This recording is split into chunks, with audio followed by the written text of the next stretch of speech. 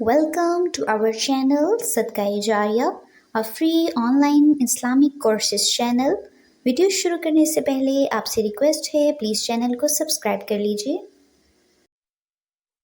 नहमदुहु व नुसल्ली अला रसूलिहिल करीम अम्मा बाद फ़अऊज़ु बिल्लाहि मिनश शैतानिर रजीम बिस्मिल्लाहिर रहमानिर रहीम क़ालल मलअुल लज़ीना इस्तकबरू मिन क़ौमिही लनुख़रिजन्नका या शुअैब वल्लज़ीना आमनू मअक मिन क़रयतिना औ लतऊदुन्न फ़ी मिल्लतिना क़ाल अवलौ कुन्ना कारिहीन सदक़ल्लाहुल अज़ीम। उसकी कौम के सरदारों ने जो अपनी बड़ाई के घुमंड में मुब्तला थे उससे कहा कि ऐ शुएब, हम तुझे और उन लोगों को जो तेरे साथ ईमान लाए हैं अपनी बस्ती से निकाल देंगे, यानी तुम्हारी ये वाजो नसीहत हमको पसंद नहीं आती, वरना तुम लोगों को हमारी मिल्लत में वापस आना होगा। शुएब अलैहिस्सलाम ने जवाब दिया, क्या जबरदस्ती हमें फेरा जाएगा, खा हम राजी न हो? हम अल्लाह पर झूठ घड़ने वाले होंगे अगर तुम्हारी मिल्लत में पलट आए, जबकि अल्लाह हमें इससे निजात दे चुका। हमारे लिए तो उसकी तरफ पलटना अब किसी तरह मुमकिन नहीं, इल्ला ये कि खुदा हमारा रब ही ऐसा चाहे। इससे एक और बात पता चलती है कि लोगों की तरफ से खास कितना ही शदीद रिएक्शन क्यों ना आए, इसके बावजूद इंसान का काम क्या है कि जो उसका उसूल है उसमें कोई तब्दीली न आए, खा कितनी भी शदीद मुजाहमत का सामना क्यों ना करना पड़े। इसलिए कि इंसानों की मुखालफत और मुजाहमत तो कम हो जाएगी, लेकिन हम सब की वापसी अल्लाह की तरफ है। हमें अपने आप को जवाबदेही के लिए तैयार करना है। हमारे रब का इल्म हर चीज पे हावी है, यानी अल्लाह का हुक्म हम क्यों माने कि वो सबसे ज्यादा जानने वाला है। उसी पर हमने एतमाद कर लिया कि उसकी तरफ से हमें कोई नुकसान नहीं पहुंच सकता। आप देखें कि अमूमन क्या होता है, एक तरफ कुरान का हुक्म है, एक तरफ लोगों की बात है। आप इन दोनों चीजों को कंपेयर किया करें कि अल्लाह का हुक्म मानने का क्या फायदा है और बंदों का हुक्म मानने का क्या फायदा है। अल्लाह का इल्म कितना है, बंदों का इल्म कितना है। याद रखें, अल्लाह का इल्म भी वसी है बंदों के मुकाबले में।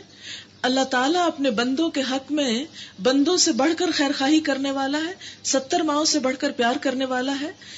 हो सकता है कि एक शख्स आपको कुछ करने का हुक्म दे रहा हो, वो वही बात कह रहा हो जिसमें उसका अपना मफाद हो। मसलन आप किसी से किसी काम में कोई मशवरा करते हैं, तो हो सकता है कि वो आपको ऐसा मशवरा दे जिसमें उसका अपना कोई जाती मफाद हो। लेकिन जब अल्लाह ताला आपको कोई हुक्म देते हैं तो अल्लाह तो चूंकि बेनियाज है, उनका अपना कोई मफाद नहीं किसी चीज में, इसलिए जो हुक्म वो देंगे वो हर मफाद से खाली और सरासर आपके फायदे में होगा। लिहाजा कभी भी अल्लाह की बात मानकर इंसान को कोई पछतावा नहीं होना चाहिए, इंसान को कोई शर्मिंदगी नहीं होनी चाहिए, कोई खौफ नहीं आना चाहिए, किसी नुकसान का अंदेशा नहीं होना चाहिए, इसलिए कि वो सबसे ज्यादा हमारी भलाई चाहने वाला है। हत्ता कि हमारे वालिदैन, हमारे अजीजों, हमारे दोस्तों के मुकाबले में भी सबसे बढ़कर वो हमारा भला चाहता है। इसलिए जहां उसका हुक्म आ जाए वहां उसके मुकाबले में किसी दूसरे की बात कोई अहमियत नहीं रखती। ऐ हमारे रब, हमारे और हमारी कौम के दरमियान ठीक फैसला कर दे और तू बेहतरीन फैसला करने वाला है। उसकी कौम के सरदारों ने जो उसकी बात मानने से इनकार कर चुके थे आपस में कहा, अगर तुमने शुएब की पैरवी कबूल कर ली तो बर्बाद हो जाओगे। मगर हुआ ये कि एक दहला देने वाली आफत ने उनको आ लिया और वो अपने घरों में औंधे पड़े के पड़े रह गए। इससे क्या पता चलता है कि जिन लोगों ने अल्लाह की बात नहीं मानी उन्होंने दुनिया में भी नुकसान उठाया और अजाब के मुस्तहिक करार पाए। जिन लोगों ने शुएब को झुटलाया वो ऐसे मिटे गोया कभी इन घरों में बसे ही न थे। शुएब के झुटलाने वाले ही आखिरकार बर्बाद होकर रहे और शुएब ये कहकर उनकी बस्तियों से निकल गए, ऐ बरादरान कौम, मैंने अपने रब के पैगामात तुम्हें पहुंचा दिए और तुम्हारी खैर खाही का हक अदा कर दिया। अब मैं उस कौम पर कैसे अफसोस करूं जो कबूल हक से इनकार करती है। कभी ऐसा नहीं हुआ कि हमने किसी बस्ती में नबी भेजा हो और उस बस्ती के लोगों को पहले तंगी और सख्ती में मुब्तला न किया हो, इस ख्याल से कि शायद वो आजिजी पर उतर आए। फिर हमने उनकी बदहाली को खुशहाली से बदल दिया, यहाँ तक कि वो खूब फले फूले और कहने लगे कि हमारे असलाफ पर भी अच्छे और बुरे दिन आते ही रहे। आखिरकार हमने उन्हें अचानक पकड़ लिया और उन्हें खबर तक न हुई। یعنی اللہ تعالیٰ کا یہ طریقہ رہا ہے کہ بندوں کو اچھے اور برے دونوں حال میں مبتلا کر کے آزمائش کرتا ہے. اللہ کے کچھ بندے تکلیف میں مبتلا ہو کر اللہ کو زیادہ یاد کر لیتے ہیں، کچھ بندے نعمتوں کے ملنے پر اللہ سے زیادہ محبت کرنے لگتے ہیں. بہرحال حالات جو بھی ہوں، ہمارے ہی حق میں یہ بہتر ہے کہ ہم اللہ کی مرضی کے مطابق ہی کام کرتے رہیں، تاکہ آخرت میں اس کے سامنے سرخرو ہو سکیں. آپ دیکھیں کہ جب انسان اللہ کی عبادت میں مصروف ہو جاتا ہے تو آپ صلی اللہ علیہ وسلم نے فرمایا کہ اللہ تعالیٰ فرماتا ہے، اے انسان تو اچھی طرح تسلی کے ساتھ میری عبادت میں مصروف ہو جا. اور عبادت سے مراد بہت واسع مفہوم ہے، صرف نماز روزہ نہیں، سب چیزیں اس میں شامل ہیں. تو میں تیرے دل کو ٹھنڈک سے بھر دوں گا، یعنی جب تو میری خاطر کوئی کام کرے گا تو میں تیرے دل کو مطمئن کر دوں گا، اور ہر طرح تجھ کو امن اور سکون ملے گا. اور اگر تو نے یہ کام نہ کیا، یعنی دنیا کے ادھیڑ بن میں ہی لگا رہا، تو تیرے دل کو فکر اور تردد سے بھر دوں گا اور تیری محتاجی بند نہیں کروں گا. یعنی انسان جب دنیا کے فائدوں کے پیچھے ہر وقت پڑا رہتا ہے اور ہر وقت کیلکولیشن کرتا رہتا ہے کہ کون سا کام کرنے سے مجھے دنیا کا کیا کچھ مل جائے گا، تو ایسے میں اس انسان کا دل کبھی غم سے آزاد نہیں ہو سکتا. لیکن جو شخص دنیا کا کچھ نقصان کر کے اپنے رب کی خاطر، اپنی آخرت کی خاطر کوئی اچھا کام کر لیتا ہے، تو نہ صرف یہ کہ اس کا صلہ آخرت میں اچھا ملتا ہے، بلکہ دنیا میں بھی اللہ کا وعدہ ہے کہ ایسے شخص کو میں سکون اور اطمینان بخشوں گا. آپ صلی اللہ علیہ وسلم نے فرمایا، جس شخص نے اپنی ہمت کو صرف دنیا کے بناؤ سنوار میں مصروف کر دیا، اللہ تعالیٰ اس کے کاروبار میں اس پر دشواری دیتا ہے اور محتاجی ہر دم سامنے رہتی ہے اور دنیا نصیب سے زیادہ نہیں ملتی. لیکن جس نے آخرت کو سنوارنے میں اپنی ہمت لگائی، یعنی اپنی محنت کی، اللہ تعالیٰ دنیا کا کاروبار بھی اس پر آسان کر دیتا ہے اور اس کے دل کو چین اور سکون دیتا ہے اور دنیا ذلیل ہو کر اس کے پاس آتی ہے. لیکن اس بات کو سمجھنا بہت مشکل ہے اور عمل کرنا تو اس سے بھی مشکل. لیکن جو یہ رسک لے کر جاتا ہے، پھر وہ اس کا نتیجہ دنیا میں بھی دیکھ لیتا ہے. اگر بستیوں کے لوگ ایمان لاتے اور تقوی کی روش اختیار کرتے تو ہم ان پر آسمان اور زمین سے برکتوں کے دروازے کھول دیتے، مگر انہوں نے تو جھٹلایا، لہٰذا ہم نے اس بری کمائی کے سبب میں انہیں پکڑا جو وہ سمیٹ رہے تھے. بس کیا بستیوں کے لوگ اب اس بات سے بے خوف ہو گئے ہیں کہ ہماری پکڑ کبھی اچانک ان پر رات کے وقت نہ آ جائے گی جبکہ وہ سو رہے ہوں گے، یا انہیں اطمینان ہو گیا ہے کہ ہمارا مضبوط ہاتھ کبھی یکا یک ان پر دن کے وقت نہ پڑے گا جبکہ وہ کھیل رہے ہوں. کیا یہ لوگ اللہ کی چال سے بے خوف ہیں؟ حالانکہ اللہ کی چال سے وہی قوم بے خوف ہوتی ہے جو تباہ ہونے والی ہو. اور کیا ان لوگوں کو جو پچھلے اہل زمین کے بعد زمین کے وارث ہوتے ہیں اس امر واقعی نے کچھ سبق نہیں دیا کہ اگر ہم چاہیں تو ان کے قصوروں پر انہیں پکڑ سکتے ہیں، مگر وہ سبق آموز حقائق سے تغافل برتتے ہیں اور ہم ان کے دلوں پر مہر لگا دیتے ہیں، پھر وہ کچھ نہیں سنتے. یہ قومیں جن کے قصے ہم تمہیں سنا رہے ہیں، ان کے رسول ان کے پاس کھلی کھلی نشانیاں لے کر آئے، مگر جس چیز کو وہ ایک دفعہ جھٹلا چکے تھے پھر اسے وہ ماننے والے نہ تھے. دیکھو اس طرح ہم منکرین حق کے دلوں پر مہر لگا دیتے ہیں. ہم نے ان میں سے اکثر میں کوئی پاس عہد نہ پایا بلکہ اکثر کو فاسق ہی پایا. پھر ان قوموں کے بعد جن کا اوپر ذکر کیا گیا، ہم نے موسیٰ علیہ السلام کو اپنی نشانیوں کے ساتھ فرعون اور اس کی قوم کے سرداروں کے پاس بھیجا، مگر انہوں نے بھی ہماری نشانیوں کے ساتھ ظلم کیا. بس دیکھو کہ ان مفسدوں کا انجام کیسے ہوا. موسیٰ علیہ السلام نے کہا، اے فرعون، میں کائنات کے مالک کی طرف سے بھیجا ہوا آیا ہوں، میرا منصب یہی ہے اللہ کا نام لے کر کوئی بات حق کے سوا نہ کہوں. میں تم لوگوں کے پاس تمہارے رب کی طرف سے صریح دلیل ماموریت لے کر آیا ہوں، لہٰذا تو بنی اسرائیل کو میرے ساتھ بھیج دے. جیسا کہ آپ جانتے ہیں کہ حضرت موسیٰ علیہ السلام کی تبلیغ کے 2 مقاصد تھے. نمبر 1، فرعون کو اسلام کی دعوت دینا، اللہ کی طرف بلانا. جیسے کہ اللہ تعالیٰ نے موسیٰ علیہ السلام کو معجزات دے کر فرعون کے پاس بھیجا اور کیا کہا کہ اذهبا الى فرعون انه طغى، کہ فرعون کو جا کر نصیحت کرو اور نرمی سے بات کرو، شاید کہ وہ نصیحت پکڑے یا اللہ سے ڈرنے لگے. ایک مقصد تو یہ تھا. دوسرا مقصد کیا تھا؟ بنی اسرائیل کو فرعون کی غلامی سے آزاد کرنا. وہ ان پر بہت ظلم و ستم ڈھاتے تھے، جور و جبر کرتے تھے. تو موسیٰ علیہ السلام بنی اسرائیل میں سے پیغمبر تھے، اور بنی اسرائیل کے پیغمبر ہونے کی حیثیت سے ان کا فرض بنتا تھا کہ اپنی قوم کی فلاح و بہبود کے لیے بطور خاص سوچیں. تو اسی لیے یہاں پر آتا ہے کہ انہوں نے جا کر فرعون سے کہا کہ بنی اسرائیل کو میرے ساتھ بھیج دے. بھیجے کہاں؟ جیسے کہ آپ جانتے کہ بنی اسرائیل کا جو اصل مرکز و مسکن تھا وہ شام کا علاقہ تھا.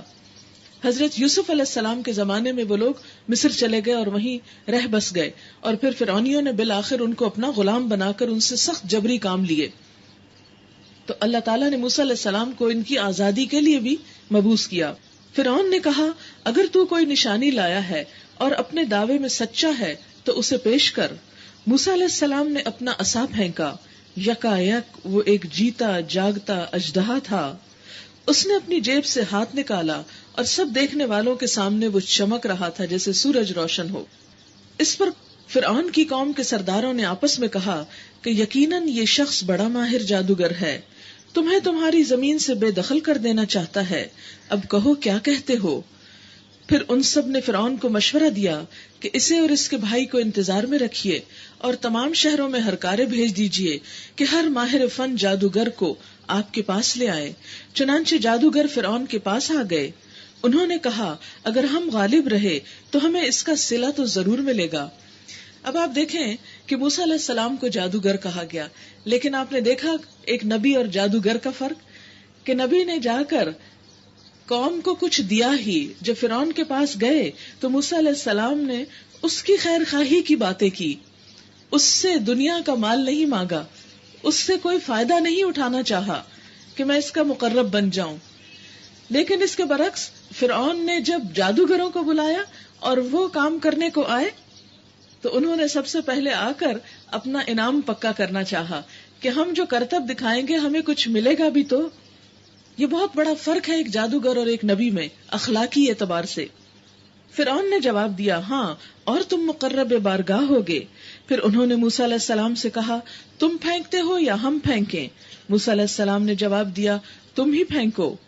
انہوں نے جو اپنی رسیاں پھینکی تو نگاہوں کو مسحور اور دلوں کو خوف زدہ کر دیا اور بڑا ہی زبردست جادو بنا لائے. ہم نے موسیٰ علیہ السلام کو اشارہ کیا کہ پھینک اپنا عصا. اس کا پھینکنا تھا کہ آن کی آن میں وہ ان کے جھوٹے طلسم کو نگلتا چلا گیا. اس طرح جو حق تھا وہ حق ثابت ہوا اور جو کچھ انہوں نے بنا رکھا تھا یعنی جادو وہ باطل ہو کر رہ گیا. فرعون اور اس کے ساتھی میدان مقابلہ میں مغلوب ہو گئے اور فتح مند ہونے کی بجائے الٹے ذلیل ہو گئے، اور جادوگروں کا یہ حال ہوا کہ گویا کسی چیز نے انہیں اندر سے سجدے میں گرا دیا. یعنی اتنا زبردست جادو بنا لائے تھے کہ ایک بڑے میدان میں ہر طرف سانپ دوڑنے لگے. رسیاں جو پھینکی اور لاٹھیاں تو ہر طرف سانپ ہی سانپ دوڑنے لگے. آپ دیکھیں کہ صرف ایک سانپ بھی اگر کہیں چل رہا ہو تو انسان کی جان نکل جاتی ہے کہ شاید یہ میری ہی طرف آئے گا. سانپ سے انسان بہت ڈرتا ہے اور تقریباً ہر انسان ڈرتا ہے، الا یہ کہ کوئی اس کے ساتھ مانوس ہو جیسے سپیرے وغیرہ ہوتے ہیں. لیکن عام انسان جو کامن پیپل ہیں وہ سانپ سے بہت خوف کھاتے ہیں. آپ خود سوچیں کہ اس رعب اور خوف اور دہشت کا عالم کیا ہوگا کہ پورے کا پورا میدان سانپوں سے بھر جائے اور دور دور تک وہ متحرک نظر آئے. اور قرآن پاک میں یہاں تک آتا ہے موسیٰ علیہ السلام نے ان سے کیا کیا؟ خوف محسوس کیا. یعنی وہ اتنا بڑا زبردست جادو تھا کہ تھوڑی دیر کے لیے آپ کے دل کو بھی اس سے پریشانی ہو گئی. لیکن اللہ تعالیٰ نے اس کے توڑ کے طور پہ کیا فرمایا کہ تم اپنا عصا پھینکو. موسیٰ علیہ السلام نے صرف ایک عصا پھینکا اور اس کا نتیجہ کیا ہوا کہ عصا جب اژدہا بنا تو یہ پورے کے پورے سانپ جو تھے وہ سب نگل لیے اور وہاں کچھ بھی نہ بچا سوائے ایک سانپ کے جو موسیٰ علیہ السلام کا تھا. اب آپ خود سوچیں کہ ایسے میں پوری قوم کے سامنے، کیونکہ وہ یوم الزینہ میلے کا دن مقرر کیا گیا تھا، ساری قوم مقابلہ دیکھنے کے لیے کھڑی تھی اور اتنے میں جادوگر اپنا کرتب پیش کر رہے اور پھر موسیٰ علیہ السلام اس کا توڑ کر رہے ہیں. فتح کس کی ہوئی اور غالب کون آیا وہ سب نے اپنی آنکھوں سے دیکھ لیا، سب نے کیلکولیٹ کر لیا. اور پھر جو جادوگر تھے وہ ایمان بھی لے آئے، اندر سے کسی چیز نے ان کو ہلا کے رکھ دیا. لیکن جن کے دلوں پہ پردے پڑ چکے تھے، جو ماننا نہیں چاہتے تھے، ان کو اتنا بڑا واقعہ دیکھ کر بھی کچھ سبق نہ ملا اور وہ کچھ بھی نہ بدلے. تو اس سے آپ اندازہ لگا سکتے ہیں اللہ دلوں کے حال جانتا ہے، نیتوں کو جانتا ہے. جو شخص ہدایت کی طلب اور تڑپ رکھتا ہے اس کے لیے راستہ بھی آسان کر دیتا ہے، اور جس کے اپنے اندر طلب نہ ہو اسے زبردستی نہیں دیتا۔ اب کیا ہوا؟ جادوگروں کا حال یہ ہوا کہ گویا کسی چیز نے اندر سے انہیں سجدے میں گرا دیا، کہنے لگے ہم نے مان لیا رب العالمین کو، اس رب کو جسے موسیٰ اور ہارون مانتے ہیں۔ فرعون نے کہا تم اس پر ایمان لے آئے قبل اس کے کہ میں تمہیں اجازت دوں، یقیناً یہ کوئی خفیہ سازش تھی۔ اب اسے سازش قرار دے دیا جو تم لوگوں نے اس دارالسلطنت میں کی تاکہ اس کے مالکوں کو اقتدار سے بے دخل کر دو۔ اچھا تو اس کا نتیجہ اب تمہیں معلوم ہوا جاتا ہے، میں تمہارے ہاتھ پاؤں مخالف سمتوں سے کٹوا دوں گا اور اس کے بعد تم سب کو سولی چڑھا دوں گا۔ اب یہ دھمکی تھی فرعون کی۔ اب آپ خود سوچیں کہ کسی اتنے جابر و قاہر بادشاہ کی طرف سے ایسی دھمکی کا آنا کوئی معمولی چیز نہ تھا، ایمان کی سخت آزمائش تھی۔ اب دیکھیں کہ جو شخص بھی اللہ کو ایک ماننے کا جب دعویٰ کرتا ہے تو کہیں نہ کہیں سے کچھ آزمائش ضرور آتی۔ قرآن پاک میں بھی اس کا ذکر ہے کہ ام حسبتم ان تدخلوا الجنۃ ولما یأتکم مثل الذین خلوا من قبلکم مستهم البأساء والضراء وزلزلوا حتى يقول الرسول والذین آمنوا معه متى نصر اللہ الا ان نصر اللہ قریب۔ کیا تم سمجھتے ہو کہ یوں ہی جنت میں داخل ہو جاؤ گے حالانکہ تمہارے پاس پہلے لوگوں کی مثال نہیں آئی کہ جنہیں تکلیفیں اور آزمائشیں پہنچی حتیٰ کہ وہ ہلا مارے گئے۔ اتنی سخت آزمائشیں تھی بعض اوقات، یہاں تک کہ وقت کا رسول اور اس کے ماننے والے کہنے لگے اللہ کی مدد کب آئے گی؟ الا سنو، خبردار، ان نصر اللہ قریب، اللہ کی مدد قریب ہی ہے۔ تو یاد رکھیں ہم میں سے جو شخص بھی اللہ سے محبت کا دعویٰ کرے گا اللہ تعالیٰ اسے پرکھ کے دیکھے گا۔ آپ دیکھیں کہ یہ اللہ سے ایک سودا ہوتا ہے نا کہ یا اللہ ہم نے اپنا دل آپ کو دے دیا اس کے بدلے میں کہ آپ ہم سے راضی ہو جائیں۔ اچھا گویا آپ بک گئے۔ جب کوئی چیز بک رہی ہوتی ہے تو آپ دیکھیں کہ اس کو خریدنے والا کیا کرتا ہے، اٹھا کے الٹ پلٹ کر کے جانچ کے دیکھتا ہے نا۔ مثلاً آپ سبزی ہی خریدنا چاہتے ہیں، جب سودا خرید رہے ہیں تو خریدی جانے والی چیز کو آپ اٹھائیں گے، آگے پیچھے سے دیکھیں گے صاف ستھری تو ہے، گلی سڑی ہوئی تو نہیں، میرے کام کی تو ہے، میری مرضی کی تو ہے، میری ضرورت کی تو ہے، دیکھیں گے نا یا نہیں دیکھیں گے؟ دیکھیں گے، پھر ہی لیں گے۔ اور اگر آپ کی پسند کی نہ ہو تو وہ چیز وہیں چھوڑ کے آگے چلیں گے اور کہیں اور جا کے کچھ اور دیکھیں گے۔ ایسا ہی ہے نا؟ تو بالکل اسی طرح جب ہم یہ دعویٰ کرتے ہیں کہ ہم نے اللہ سے جنت کا سودا کر لیا اور اس جنت کے بدلے، آگے آئے گا سورۃ توبہ میں اس کے بارے میں، اس جنت کے بدلے اپنا آپ ہم نے اللہ کو دے دیا، اپنا دل اللہ کو دے دیا، تو کیا اللہ دیکھے نا کہ یہ دل میرا ہی ہے یا اس میں کچھ اور بھی بھرا ہوا ہے، یہ خالص ہے، صاف ہے، اس قابل ہے کہ اسے میں لے لوں؟ تو یاد رکھیں جب بھی آپ محبت کا دعویٰ کریں گے، جب بھی آپ اللہ کے بننا چاہیں گے، اللہ آپ کو پرکھے گا، دیکھے گا کہ کون واقعی میرا ہے اور یہی جمع ہوا ہے اور چھوٹی بوٹی مصیبت اور تکلیف کے آنے پہ بھاگتا نہیں۔ کیونکہ عموماً کیا ہوتا ہے جب ہم دین کی طرف آنے لگتے ہیں تو ہمارا دل چاہتا ہے ہر چیز ہماری مرضی کی ہو جائے، وہ نہیں ہو سکتی۔ ہم چاہتے ہیں ہم نے ایک اچھا کام کیا، ہر ایک ہمیں اپریشیٹ کرے، اگر ہم نے سر ڈھک لیا تو ہر شخص ہمیں تعریف کی نظر سے دیکھے اور کہ کتنی اچھی لگتی ہو سر ڈھک کے، کوئی بھی نہیں کہتا بلکہ الٹا مذاق اڑاتے ہیں۔ اب کیا کروں، مجھے تو لوگوں کی تعریف چاہیے اس لیے میں تو سر ننگا کر رہی ہوں تاکہ میں ان کی دل پسند تو بن جاؤں۔ پھر ایک ہی چیز ہو سکتی ہے، یا لوگوں کے دل پسند بن جائے یا اللہ کے دل پسند بن جائے۔ اب اگر اللہ تعالیٰ جانچ کے الٹا پلٹا کے دیکھے گا کس کا خوف زیادہ ہے دل میں، میرا یا بندوں کا، کس کی محبت زیادہ ہے، کس کی تعریف چاہیے، میری تعریف چاہیے یا بندوں کی چاہیے، اس کو بندوں کی چاہیے، یہ میرے قابل ہی نہیں۔ لہذا یاد رکھیں کہ جو شخص اللہ کی طرف بڑھنا چاہتا ہے تو اس کے لیے لازم ہے کہ وہ تیار کرے اپنے آپ کو کہ اس کا جائزہ لے کے دیکھا جائے اور اس میں پھر وہ پریشان نہ ہو۔ ہاں اگر آپ کے اندر استقامت ہے تو اللہ تعالیٰ چن لے گا، اٹھا لے گا۔ اور آپ دیکھیں کہ کسی شخص کا خریدار اگر اللہ ہو جائے، کسی شخص کو اللہ چن لے، کسی کو وہ قبول کر لے اس سے بڑا آنر کیا ہو سکتا ہے؟ کائنات کا بادشاہ وہ کسی سے محبت کرتا ہے. آپ نے پیچھے پڑھا ابراہیم علیہ السلام، جب تیرے رب نے ابراہیم علیہ السلام کو چند باتوں میں آزما لیا، امتحان لے لیا، انہوں نے کیا کیا؟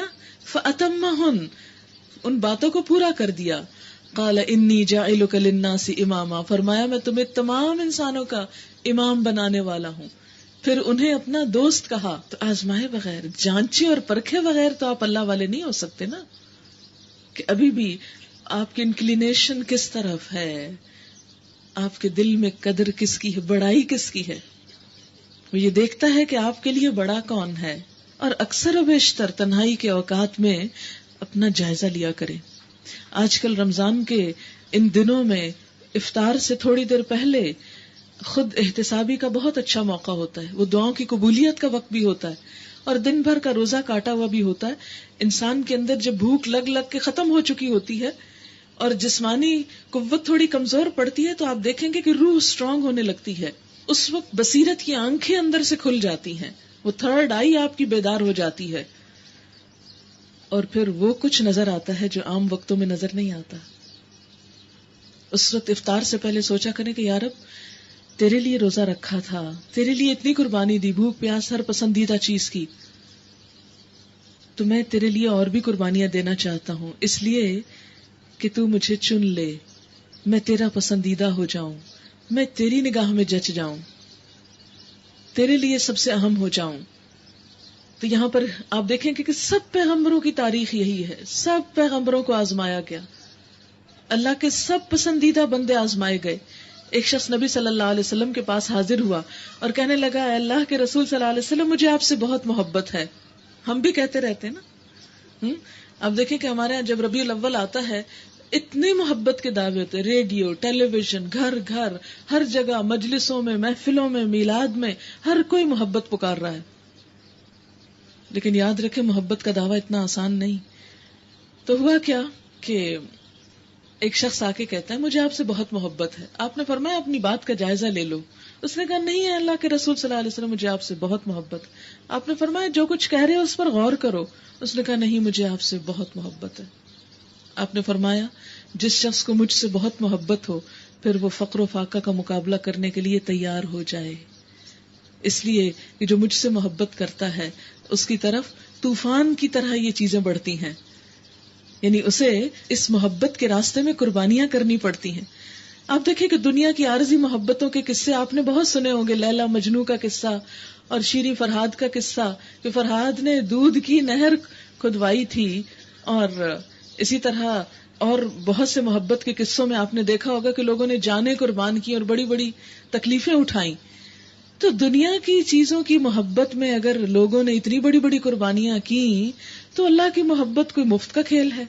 یا نبی صلی اللہ علیہ وسلم کی محبت صرف چند باتیں کر دینے کا نام ہے، یا خوش آوازی میں چند شعر پڑھ دینے کا نام ہے اور اس سے دعوی محبت پورا ہو جائے گا؟ نہیں، آزمایا جائے گا، پرکھا جائے گا، دیکھا جائے گا کیا قیمت ہے اس کی اور اس کی کیا قیمت لگنی چاہیے. بہرحال ہوا یہ کہ جب یہ جادوگر ایمان لائے تو فرعون نے سخت دھمکی دی، کہا میں تو تمہارے ہاتھ پاؤں کٹوا دوں گا اپوزٹ ڈائریکشن سے، کیونکہ ایک ہی ڈائریکشن سے کاٹ دیں تو مر جاتا ہے انسان، اور اس کے بعد تم سب کو سولی چڑھوا دوں گا. لیکن ان کے دلوں میں ایمان پختہ ہو گیا تھا، لہٰذا کہنے لگے، انہوں نے جواب دیا بہرحال ہمیں پلٹنا اپنے رب ہی کی طرف ہے. تو جس بات پر ہم سے انتقام لینا چاہتا ہے وہ اس کے سوا کچھ نہیں کہ ہمارے رب کی نشانیاں ہمارے سامنے آ گئی تو ہم نے انہیں مان لیا. ربنا افرغ علینا صبرا وتوفنا مسلمین، اے رب ہم پر صبر کا فیضان کر اور ہمیں دنیا سے اٹھا تو اس حال میں کہ ہم تیرے فرما بردار ہوں. اب آپ دیکھیں کہ آزمائشوں کے وقت میں کرنا کیا چاہیے، ثابت قدمی کی دعا مانگنی چاہیے. یاد رکھیں کبھی آزمائش مانگے نہ، لیکن آ جائے تو صبر سے کام لیں اور اللہ کی مدد مانگیں اور اس سے دعا کریں. کیا دعا؟ ربنا افرغ علینا صبرا وتوفنا مسلمین. فرعون سے اس کی قوم کے سرداروں نے کہا کیا تو موسیٰ اور اس کی قوم کو یوں ہی چھوڑ دے گا؟ کہ ملک میں فساد پھیلائیں. اب یہ اور اچکانے والے. فرعون تو پہلے ہی بڑا غضبناک تھا، لیکن آپ دیکھیں کہ یہ جو اس کے درباری اور اس کے وزیر تھے، انہوں نے اور زیادہ اس کو غصہ دلایا. کہنے لگے کیا تو موسیٰ اور اس کی قوم کو ایسے ہی چھوڑ دے گا کہ ملک میں فساد پھیلائیں اور وہ تیری اور تیرے معبودوں کی بندگی چھوڑ بیٹھے. فرعون نے جواب دیا، میں ان کے بیٹوں کو قتل کراؤں گا اور ان کی عورتوں کو جیتا رہنے دوں گا. ہمارے اقتدار کی گرفت ان پر مضبوط ہے. بہت مان تھا اس کو اپنے اقتدار کا. موسیٰ نے اپنی قوم سے کہا، اللہ سے مدد مانگو اور صبر کرو.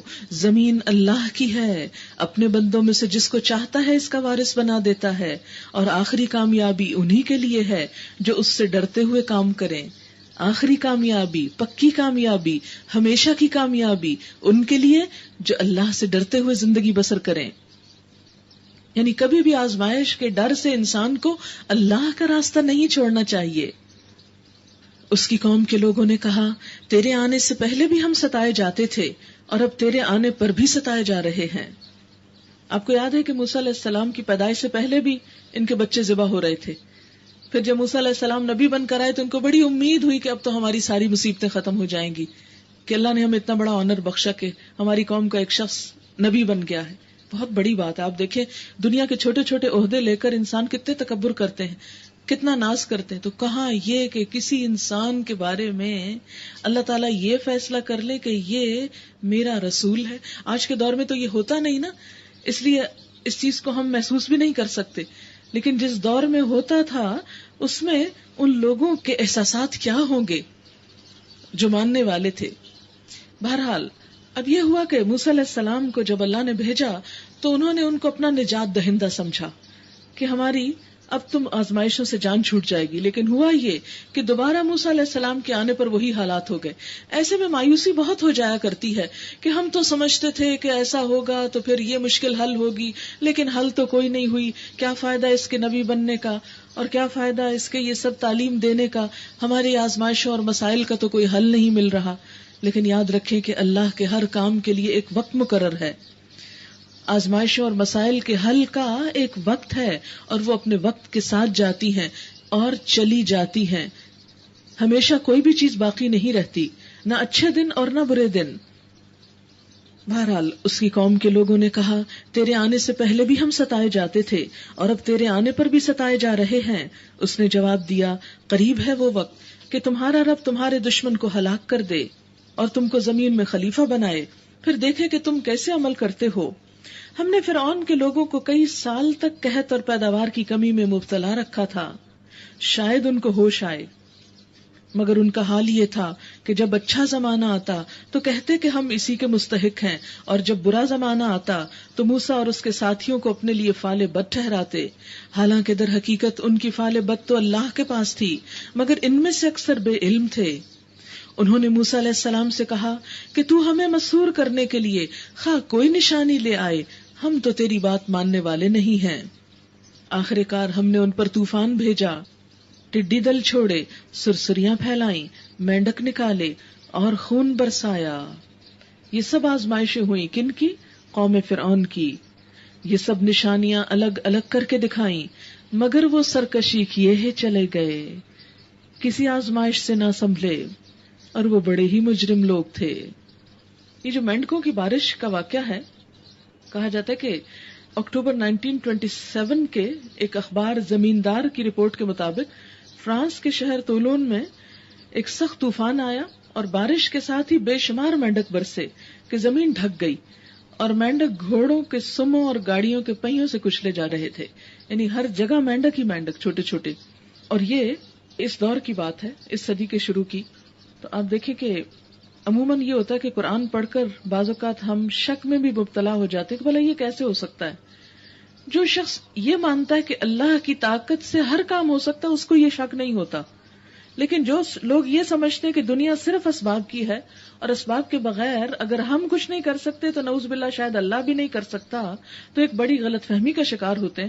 اور عموماً پھر وہ قرآن کی تفسیر میں ایسی حجتیں اور ایسی تعویلیں پیش کرنا چاہتے ہیں جس سے یہ ثابت کر سکیں کہ قرآن انسانی سطح پر ہے، حالانکہ یہ تو رب العالمین کا کلام ہے.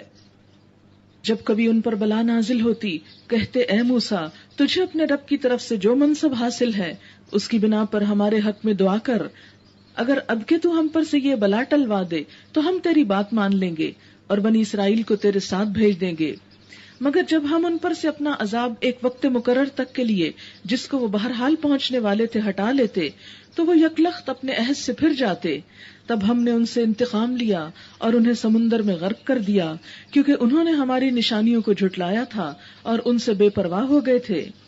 اور ان کی جگہ ہم نے ان لوگوں کو جو کمزور بنا کر رکھے گئے تھے اس سرزمین کے مشرق و مغرب کا وارث بنا دیا جسے ہم نے برکتوں سے مالا مال کیا تھا۔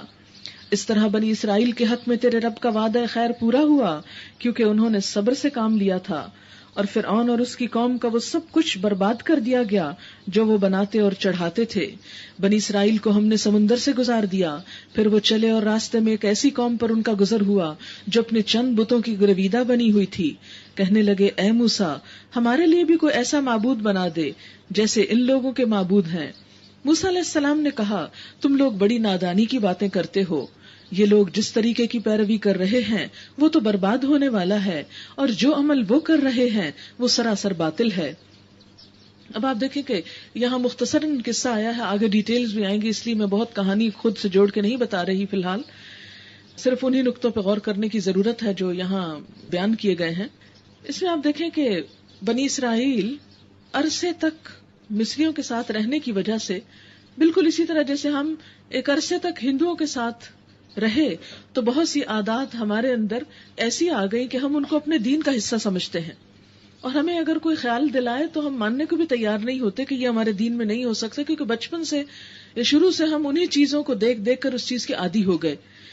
اب ہوا یہ کہ جب بنی اسرائیل سمندر پار کر آئے، فرعونیوں سے نجات بھی ہو گئی لیکن ذہنی غلامی سے بھی نجات نہ ہوئی۔ وہ شرک کی بیماری جو جس کی چھوت انہیں وہاں سے لگ گئی تھی وہ ساتھ چلی آئی۔ سمندر پار آ کر بھی انہوں نے کیا کہا؟ وہی کام جس کے لیے انہیں وہاں سے نکالا گیا تھا کہ ہمیں ایک بت جیسا معبود چاہیے۔ موسیٰ علیہ السلام سے کہنے لگے، ہمارے لیے بھی کوئی ایسا معبود بنا دیجئے جیسے ان لوگوں کے معبود ہیں۔ موسیٰ علیہ السلام نے کہا، تم لوگ بڑی نادانی کی باتیں کرتے ہو، یہ لوگ جس طریقے کی پیروی کر رہے ہیں وہ تو برباد ہونے والا ہے، اور جو عمل وہ کر رہے ہیں وہ سراسر باطل ہے۔ پھر موسیٰ علیہ السلام نے کہا، کیا میں اللہ کے سوا کوئی اور معبود تمہارے لیے تلاش کروں، حالانکہ وہ اللہ ہی ہے جس نے تمہیں دنیا بھر کی قوموں پر فضیلت بخشی ہے۔ اور اللہ فرماتا ہے، وہ وقت یاد کرو جب ہم نے فرعون والوں سے تمہیں نجات دی، جن کا حال یہ تھا کہ تمہیں سخت عذاب میں مبتلا رکھتے تھے، تمہارے بیٹوں کو قتل کرتے اور تمہاری عورتوں کو زندہ رہنے دیتے، اور اس میں تمہارے رب کی طرف سے تمہاری بڑی آزمائش تھی۔ ہم نے موسیٰ علیہ السلام کو 30 شب و روز کے لیے کوہ سینا پر طلب کیا۔ بنی اسرائیل کی آزادی کے بعد اب ان کو شریعت مل رہی ہے، قانون دیا جا رہا ہے، اس کے لیے اللہ تعالیٰ نے موسیٰ علیہ السلام کو سب سے کاٹ کر تنہائی میں پہاڑ پر بلا لیا تاکہ پوری یکسوئی کے ساتھ علم ان کو دیا جا سکے۔ یہ بھی ہو سکتا تھا کہ وہ قوم کے اندر ہی ہوتے اور فرشتہ آ کر انہیں کتاب پکڑا کے چلا جاتا، لیکن اللہ تعالیٰ نے انہیں کوہ سینا پہ بلایا، سب کو چھوڑ کے اکیلے آؤ، پوری یکسوئی اور توجہ کے ساتھ اس کتاب کو لو۔ اس سے کیا پتہ چلتا ہے کہ علم سیکھنے کے لیے بہت یکسوئی کی ضرورت ہوتی ہے، اور جو بہت سی ادھر ادھر کی چیزیں ہوتی ہیں تو انسان کے سیکھنے کی راہ میں حائل ہوتی ہیں، اور جب سیکھنے میں کچھ چیز حائل ہو تو پھر اس پر عمل کرنے میں اور آگے سکھانے میں بھی بعض اوقات مشکل ہوتی ہے، کیونکہ بات بعض اوقات سیدھی سمجھ میں آنے کی بجائے الٹ سمجھ میں آتی ہے۔ ہم نے موسیٰ علیہ السلام کو 30 شب و روز کے لیے کوہ سینا پر طلب کیا، بعد میں 10 دن کا اور اضافہ کر دیا، اس طرح اس کے رب کی مقرر کردہ مدت پورے 40 دن ہو گئی۔ موسیٰ علیہ السلام نے چلتے ہوئے اپنے بھائی ہارون سے کہا کہ میرے پیچھے تم میری قوم میں میری جانشینی کرنا اور ٹھیک کام کرتے رہنا، اور بگاڑ پیدا کرنے والوں کے طریقے پر نہ چلنا۔ جب وہ ہمارے مقرر کیے ہوئے وقت پر پہنچا اور اس کے رب نے اس سے کلام کیا تو اس نے التجا کی کہ اے رب، مجھے یارائے نظر دے کہ میں تجھے دیکھوں۔ فرمایا، تو مجھے نہیں دیکھ سکتا، ہاں ذرا سامنے کے پہاڑ کی طرف دیکھ، اگر وہ اپنی جگہ قائم رہ جائے تو البتہ تو مجھے دیکھ سکے گا۔ چنانچہ اس کے رب نے جب پہاڑ پر تجلی کی تو اسے ریزہ ریزہ کر دیا، اور موسیٰ علیہ السلام غش کھا کے گر پڑے۔ جب ہوش آیا تو بولے، پاک ہے تیری ذات، میں تیرے حضور توبہ کرتا ہوں۔ اور سب سے پہلا ایمان لانے والا میں ہوں. سبحانک تبت الیک وانا اول المؤمنین. فرمایا اے موسیٰ، میں نے تمام لوگوں پر ترجیح دے کر تجھے منتخب کیا کہ میری پیغمبری کو لے اور مجھ سے ہم کلام ہو، بس جو کچھ میں تجھے دوں اسے لے اور شکر بجا لا.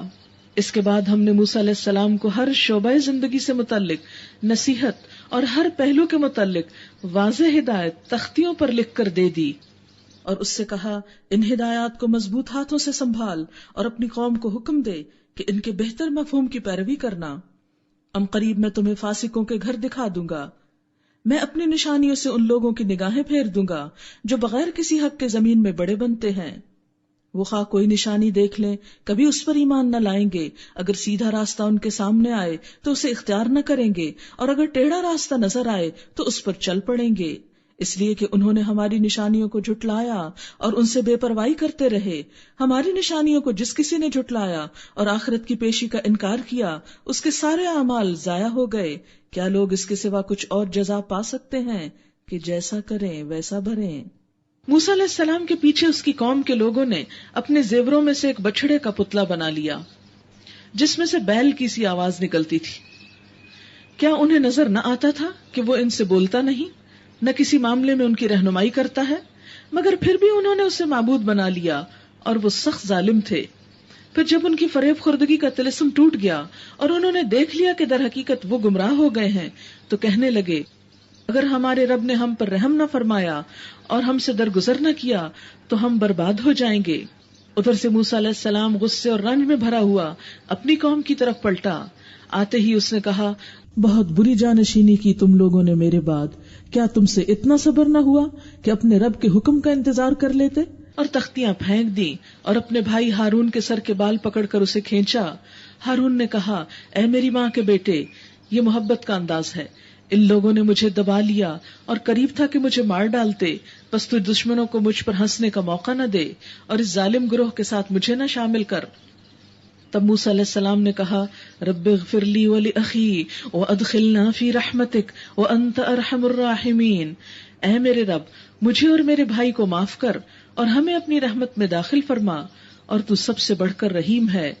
جواب میں ارشاد ہوا جن لوگوں نے بچڑے کو معبود بنایا وہ ضرور اپنے رب کے غضب میں گرفتار ہو کر رہیں گے اور دنیا کی زندگی میں ذلیل ہوں گے. جھوٹ گھڑنے والوں کو ہم ایسی ہی سزا دیتے ہیں، اور جو لوگ برے عمل کریں پھر توبہ کر لیں اور ایمان لے آئیں تو یقیناً اس توبہ اور ایمان کے بعد تیرا رب درگزر اور رحم فرمانے والا ہے. پھر جب موسیٰ علیہ السلام کا غصہ ٹھنڈا ہوا تو اس نے وہ تختیاں اٹھا لی جن کی تحریر میں ہدایت اور رحمت تھی ان لوگوں کے لیے جو اپنے رب سے ڈرتے ہیں، اور اس نے اپنی قوم کے 70 آدمیوں کو منتخب کیا تاکہ وہ اس کے ساتھ ہمارے مقرر کیے ہوئے وقت پر حاضر ہوں. جب ان لوگوں کو ایک سخت زلزلے نے آ پکڑا تو موسیٰ علیہ السلام نے عرض کیا اے میرے سرکار، آپ چاہتے تو پہلے ہی ان کو اور مجھے ہلاک کر سکتے تھے. کیا آپ اس قصور میں جو ہم میں سے چند نادانوں نے کیا تھا ہم سب کو ہلاک کر دیں گے؟ یہ تو آپ کی ڈالی ہوئی ایک آزمائش تھی جس کے ذریعے سے آپ جسے چاہتے ہیں گمراہی میں مبتلا کر دیتے ہیں اور جسے چاہتے ہیں ہدایت بخش دیتے ہیں. ہمارے سرپرست تو آپ ہی ہیں.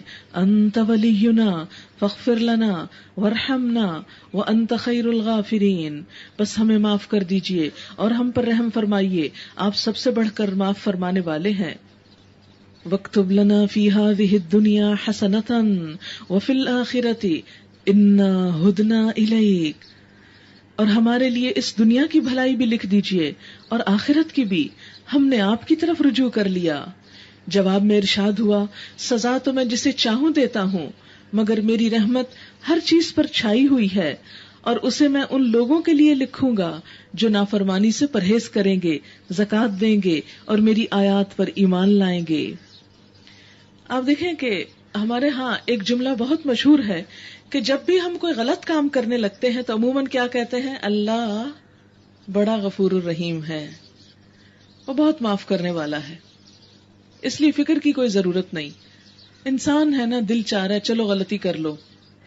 لیکن آپ دیکھیں کہ قرآن پاک میں کہیں بھی یہ مفہوم نہیں آیا کہ لوگوں جو تمہارا دل چاہتا ہے یہ کہہ کے کر لیا کرو کہ اللہ بڑا غفور الرحیم ہے، بلکہ اس کے برعکس کیا یہاں کہا جا رہا ہے کہ میری رحمت ہر چیز پہ چھائی ہوئی ہے، لیکن وہ رحمت کس کے لیے ہے؟ فَسَأَكْتُبُهَا لِلَّذِينَ يَتَّقُونَ، میں اس رحمت کو لکھ دوں گا، واجب کر دوں گا، کس کے لیے؟ جو اللہ سے ڈرتے ہیں، ڈرنے والوں کے لیے، جو گناہ سے بچتے ہیں، یتقون، جو تقوی اختیار کرتے ہیں۔ تو گویا اللہ غفور الرحیم ہے، لیکن کس کے حق میں؟ کہ جو گناہوں سے بچنا چاہتے ہوں، جان بوجھ کر ڈھٹائی کے ساتھ اور اصرار کر کے نہ کرنا چاہتے ہوں۔ اور یہاں دو باتیں اور بھی بتائیں، وہ یؤتون الزکات، زکات دیتے ہوں۔ ایک مفہوم اس کا تزکیہ نفس کی طرف بھی جاتا ہے کہ گناہوں سے بچتے ہوں اور پھر اپنے نفس کا تزکیہ کرتے ہوں، اور وہ جو ہماری آیات کو مانتے ہوں، میری رحمت ان کے لیے ہے۔ اور کن کے لیے؟ الذین یتبعون الرسول النبی الامی، یہ رحمت ان لوگوں کا حصہ ہے جو اس پیغمبر نبی امی کی پیروی اختیار کر لیں، اتباع کر لیں۔ یاد رکھیں کہ ایک اطاعت ہوتی ہے، ایک اتباع ہوتا ہے۔ اطاعت ہوتی ہے جب کوئی کام آپ کو کرنے کو کہا جائے تو آپ اس کو کر لیں، اطاعت حکم ماننے کا نام ہے۔ اتباع بغیر حکم ملے بھی پیچھے چلنے کا نام ہے، صرف دیکھ کر بات سمجھ لینے کا اور مان لینے کا نام ہے۔ آپ دیکھیں کہ مثال کے طور پر ایک چیز آپ کسی کو کہتے ہیں، پھر وہ آپ کے لیے کرتا ہے، یہ بھی بہت اچھی بات ہے کہ کوئی آپ کی بات مان لے، مثلاً آپ کے بچے ہی صحیح۔ اور ایک صورتحال یہ ہے کہ آپ نے کہا کچھ نہیں، لیکن آپ کی آنکھوں سے، آپ کے انداز سے، آپ کے عمل سے دوسرے کو آپ کی مرضی اور منشا پتہ چل گئی، اور اس نے صرف آنکھ کا اشارہ ہی سمجھ لیا اور اسی کو کافی سمجھا، اور آپ کے بولے بغیر، کہے بغیر آپ کی بات مان لی۔ اب ان دونوں میں سے مزہ کس میں ہے؟ اس بات میں جو کہہ کے منوائی جائے یا وہ جو آپ کے کہے بغیر کر لی جائے؟ صرف آپ کو دیکھ کر زیادہ مزہ اسی میں ہے نا، اتباع میں۔ آپ دیکھیں کہ قرآن پاک میں پیچھے آپ پڑھ چکے ہیں، قل ان کنتم تحبون اللہ فاتبعونی، آپ کہہ دیجئے کہ اگر تم اللہ سے محبت کرتے ہو تو میرا اتباع کرو، یعنی بغیر کہے بھی بات مان لو، اشارے بھی سمجھو۔ اتباع ہوتا ہے فٹ سٹیپس کو فالو کرنا۔ مثلاً فٹ سٹیپس کیا ہے کہ ایک شخص جا رہا ہے، اپنے پیچھے جو قدموں کے نشانات ہیں، فٹ پرنٹس ہیں، وہ موجود ہیں۔ اب جو اس کے فالوورز ہیں وہ کس طرح فالو کریں گے اس کو؟ اتباع کا معنی کیا ہے؟ فالو کرنا، ٹو فالو۔ اب آپ دیکھیں کہ فالو اسی وقت کیا جا سکتا ہے کہ جب آپ انہی نشانات پر قدم رکھتے رکھتے رکھتے اس شخص کو ٹریس کریں، جس طرف وہ گیا آپ بھی پیچھے چلتے چلے جائیں۔ وہ دائیں جائے تو آپ دائیں جائیں، وہ بائیں جائے تو آپ بائیں جائیں۔ آپ دیکھیں کہ فالو انسان پیچھے سے کرتا ہے، سامنے سے نہیں۔ حکم انسان سامنے سے مانتا ہے۔ مثلاً اس وقت اگر میں آپ کو کوئی بات کہتی ہوں تو وہ کیا ہے؟ مثلاً حکم ہے۔ حکم جب دیا جاتا ہے تو دوسرے کی آنکھ میں آنکھ ڈال کر یا اس کے سامنے اپنا منہ کر کے سامنے سے سنوایا جاتا ہے۔ اب سامنے جب آپ دیکھ رہے ہیں، مثلاً میں کہوں بیٹھ جائیں تو میں آپ کو دیکھ رہی ہوں، اور آپ بھی شرم کے مارے کہ اب یہ کہہ رہی ہے اور دیکھ رہی ہے، بیٹھ ہی جاتے ہیں چاہے نہیں بھی دل چاہ رہا۔ تھوڑی مجبوری تو ہے نا کہ اب کوئی دیکھ رہا ہے، وہ کیا کہے گا اگر ہم نے بات نہیں مانی۔ اتباع کیا ہے؟ پیچھے چلنا۔ اب آپ دیکھیں کہ جس کے پیچھے چلا جاتا ہے وہ پیچھے پلٹ کے نہیں دیکھ رہا، وہ تو آگے دیکھ رہا ہے، وہ آگے چل رہا ہے، اور پیچھے آنے والا کیا کر رہا ہے؟ اس کو فالو کرتا چلا جا رہا ہے۔ وہ اس کی خاطر نہیں کر رہا، کیونکہ وہ تو مڑ کے پیچھے نہیں دیکھ رہا، وہ تو آگے دیکھ رہا ہے۔ حکم ماننا نسبتاً آسان ہوتا ہے، اتباع کرنا، پیچھے سے آنا مشکل ہوتا ہے، کیونکہ پیچھے سے بھاگنے کے موقع زیادہ ہے نا، چھپنے کے موقع زیادہ ہے۔ آپ کچھ بھی کر لیں، آپ فیسز بناتے رہیں، آپ ناک بھوں چڑھاتے رہیں کہ یہ کیا کہہ رہا ہے ہمیں، لیکن سامنے اگر آپ کا دل نہیں بھی چاہ رہا تو بھی یس سر کر رہے ہیں کہ مائنڈ نہ کر جائے، ہے نا۔ اللہ تعالیٰ فرماتے ہیں اگر تم کو مجھ سے محبت ہے تو کیا کرو؟ میرے رسول کو فالو کرو، اس کا اتباع کرو۔ یہ نہیں کہا اس کے حکم مانو، اس کا اتباع کرو۔ یہ حکم ماننے سے ایک درجہ آگے ہے، یہ محبت کا سچا اظہار ہے کہ کسی کی پیٹھ پیچھے بھی کوئی اس کے ساتھ انتہائی سنسیئر ہو۔ سامنے تو سب خوشامد کر دیتے ہیں، اصل سنسیئر کون ہے؟ جو آپ کے پیچھے آپ سے غائبانہ طور پر، آپ اس کو دیکھ نہیں رہے پھر بھی وہ آپ کے ساتھ وفادار ہے، جہاں آپ جائیں وہ چل رہا ہے. صحابہ کرام نے ایسی ہی وفاداری کی. انہوں نے نہیں پوچھا آپ ہمیں کہاں لے کے جا رہے ہیں. مثلا مکہ فتح ہو رہا ہے اور آپ بالکل بتا نہیں رہے کہ جانا کہاں، خاموشی کے ساتھ نکلیں. اس سے پہلے کی جنگوں میں آپ بتایا کرتے تھے کہ کدھر کو تیاری، اور اس میں چونکہ آپ جنگ اوائڈ کرنا چاہتے تھے بتایا ہی نہیں، بس فوج کٹھی کی اور چل پڑے. کیا وفاداری ہے کہ لیڈر نے بلایا اور چل پڑے، یہ بھی نہیں پوچھا کیوں، کہاں، کیسے. یقین کریں اگر ہم لوگ وہاں ہوتے تو شاید چند لوگوں کے سوا کوئی ساتھ نہ چلتا. کہتے پہلے ہمیں وجہ بتاؤ پھر چلیں گے ساتھ. اب بھی تو ہم یہی کرتے ہیں، کسی سنت کو فالو کرنا ہوتا ہے کہتے اس کی ذرا لاجک پتا چلے، اس کی ریزن سمجھ میں آئے، اس کا فائدہ سمجھ میں آئے پھر کریں گے. یہی وجہ کہ ہم بہت انٹرسٹڈ ہوتے ہیں ان صورتوں کو قرآن میں سے پڑھنے کے جن کے فائدے بہت بتائے ہوئے ہوتے ہیں. کچھ کتابیں ہوتی ہیں اس میں بہت فائدے لکھے ہوتے ہیں، یہ سورت پڑھیں اس کے اتنے فائدے ہیں. اسی لیے آپ دیکھیں کچھ لوگ مسلسل روزانہ صبح سورت مزمل، فتح اور چند اور سورتیں ضرور پڑھتے ہیں اور باقی قرآن بالکل نہیں پڑھتے، اس کو بند کر کے رکھا ہوا. کیوں بھائی، یہ نہیں اللہ کا کلام؟ اللہ نے صرف سورت مزمل اور سورت یاسین اتاری ہے. عموماً گھروں میں آپ دیکھیں کہ قرآن میں جو سورت یاسین کا حصہ وہ پرانا ہو چکا ہوتا ہے، باقی قرآن نیا نکور ہوتا ہے. کیوں؟ اس لیے کہ باقی قرآن کا ہم کو کوئی فائدہ نہیں بتایا گیا کہ پڑھنے سے کیا ملے گا. بہت خود غرض مٹیریلسٹک لوگ ہیں ہم، صرف فائدے کے کام کرنا چاہتے ہیں. یہ بھی آزمائش ہے نا کہ اللہ تعالیٰ نے کچھ چیزوں کا بتا دیا اور کچھ کی خاموشی، پھر دیکھیں اب ان کو کون اختیار کرتا ہے. جسے اللہ سے محبت ہوگی اسے تو اللہ کے ایک ایک لفظ سے، ایک ایک بات سے محبت ہوگی. آپ نے دیکھا ہوگا کہ جن لوگوں سے محبت ہوتی ہے ان کی ایک ایک تحریر آپ سنبھال کے رکھتے ہیں، ان کی ایک ایک جملہ، ان کا ایک ایک لفظ، ان کی چھوٹی چھوٹی چیزیں. آپ صحابہ کرام کا ہی عالم تھا کہ نبی صلی اللہ علیہ وسلم کا کوئی بال سنبھارا. ایک صحابیہ تھی، نام اس وقت میرے ذہن میں نہیں ان کا، ان کے پاس ایک چھوٹی سی شیشی ہوتی تھی جس میں حضور صلی اللہ علیہ وسلم کا پسینہ جمع کرتی رہتی تھی. میرے اور آپ جیسے عقل کو فالو کرنے والے لوگ ہائے ہائے کیسا کام کر رہی تھی. چونکہ ہمارے ذہن میں آپ صلی اللہ علیہ وسلم کا وہ تقدس اور وہ محبت نہیں، اس لیے ہمیں ایسے کام کوئی بہت اچھے نظر نہیں آتے.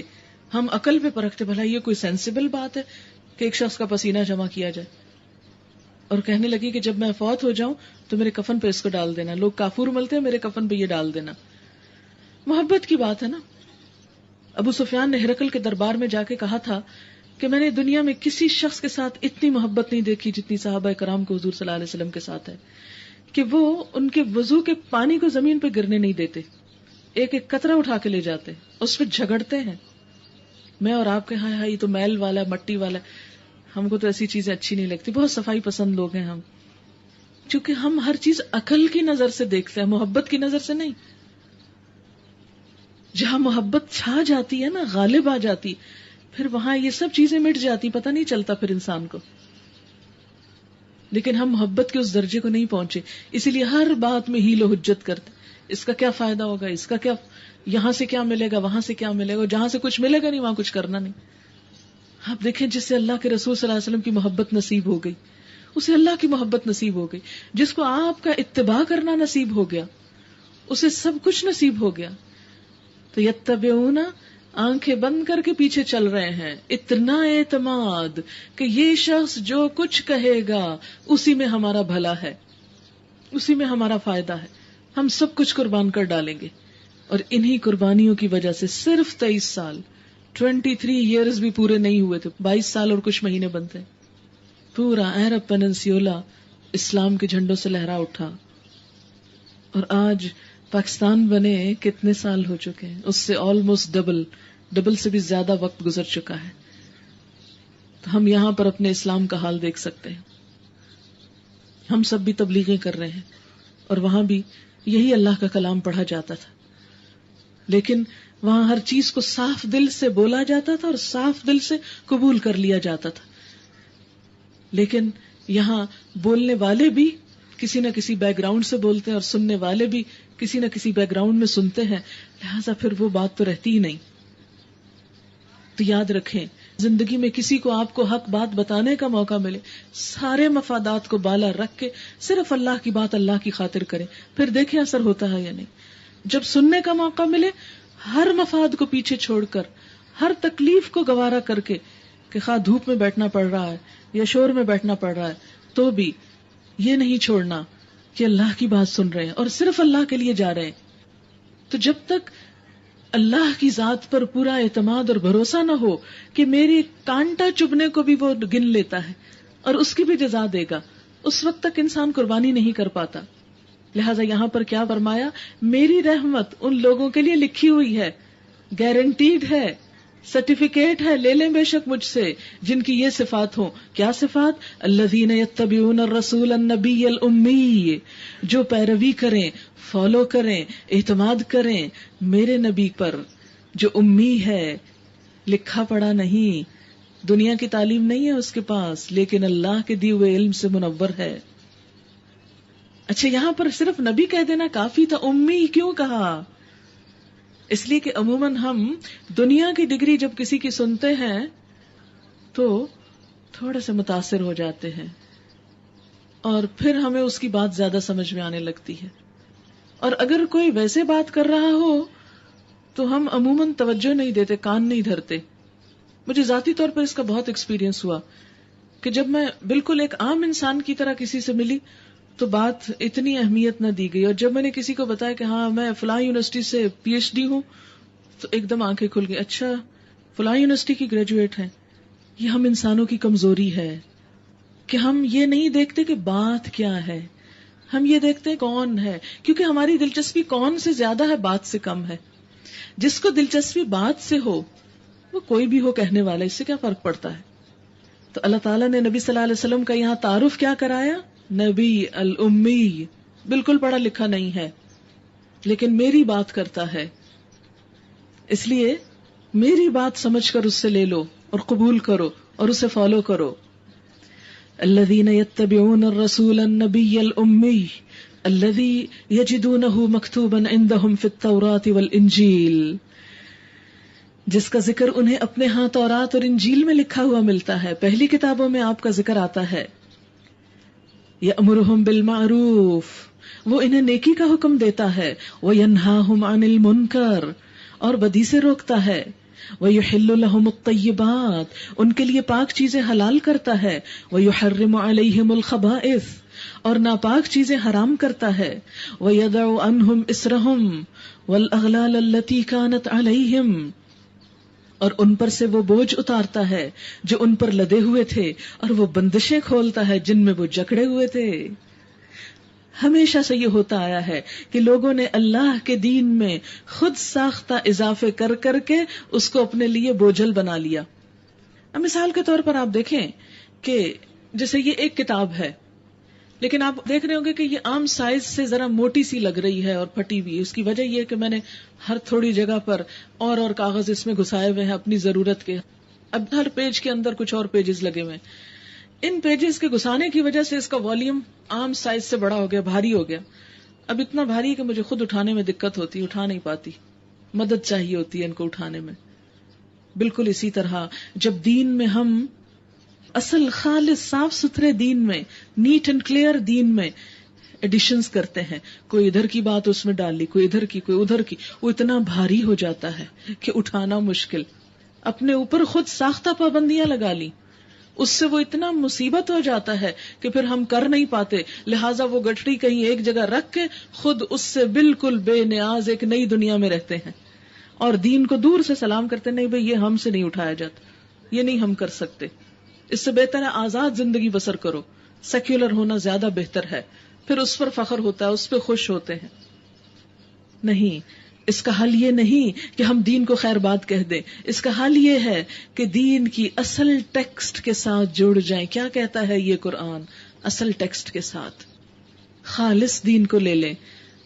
نبی صلی اللہ علیہ وسلم نے یہی کیا کہ تورات اور انجیل میں جو انہوں نے اضافے کر لیے تھے، جو من مانی پابندیاں ڈال لی تھی پچھلی قوموں کے علماء نے، ان سب پابندیوں کو ہٹایا، جس سے ان کی طرف سے شدید ری ایکشن ہوا، شدید مخالفت ہوئی، اور انہوں نے آپ کا ساتھ دینے کی بجائے کیا کیا؟ آپ کی سخت دشمنی، آپ کے خلاف ایک محاذ قائم کر لیا، شدید پروپیگنڈا آپ کے خلاف شروع کر لیا، جس کے نتیجے میں دوسرے لوگ بھی دین کی طرف آنے میں ہچکچاتے تھے. اچھا یہ تو اہل کتاب ہیں, یہ کیوں نہیں آپ کو مانتے؟ ہاں اگر واقعی آپ سچے نبی ہوتے تو سب سے پہلے تو یہ آپ کو پہچان لیتے. یاد رکھیں آج کے دور میں جو شخص بھی خالص دین کو لے کر اٹھے گا, اس کو اصلی شکل میں پہنچانے کی کوشش کرے گا, تو وہ تمام لوگ جو خود ساختہ دین کے عادی ہو چکے ہیں ان کے مفادات پہ بھی زد پڑے گی اور ان کے جذبات پہ بھی زد پڑے گی, کیونکہ انہوں نے جن چیزوں کے ساتھ وفاداریاں قائم کر رکھی ہیں ان کے خلاف وہ ایک بات بھی سننا نہیں چاہتے.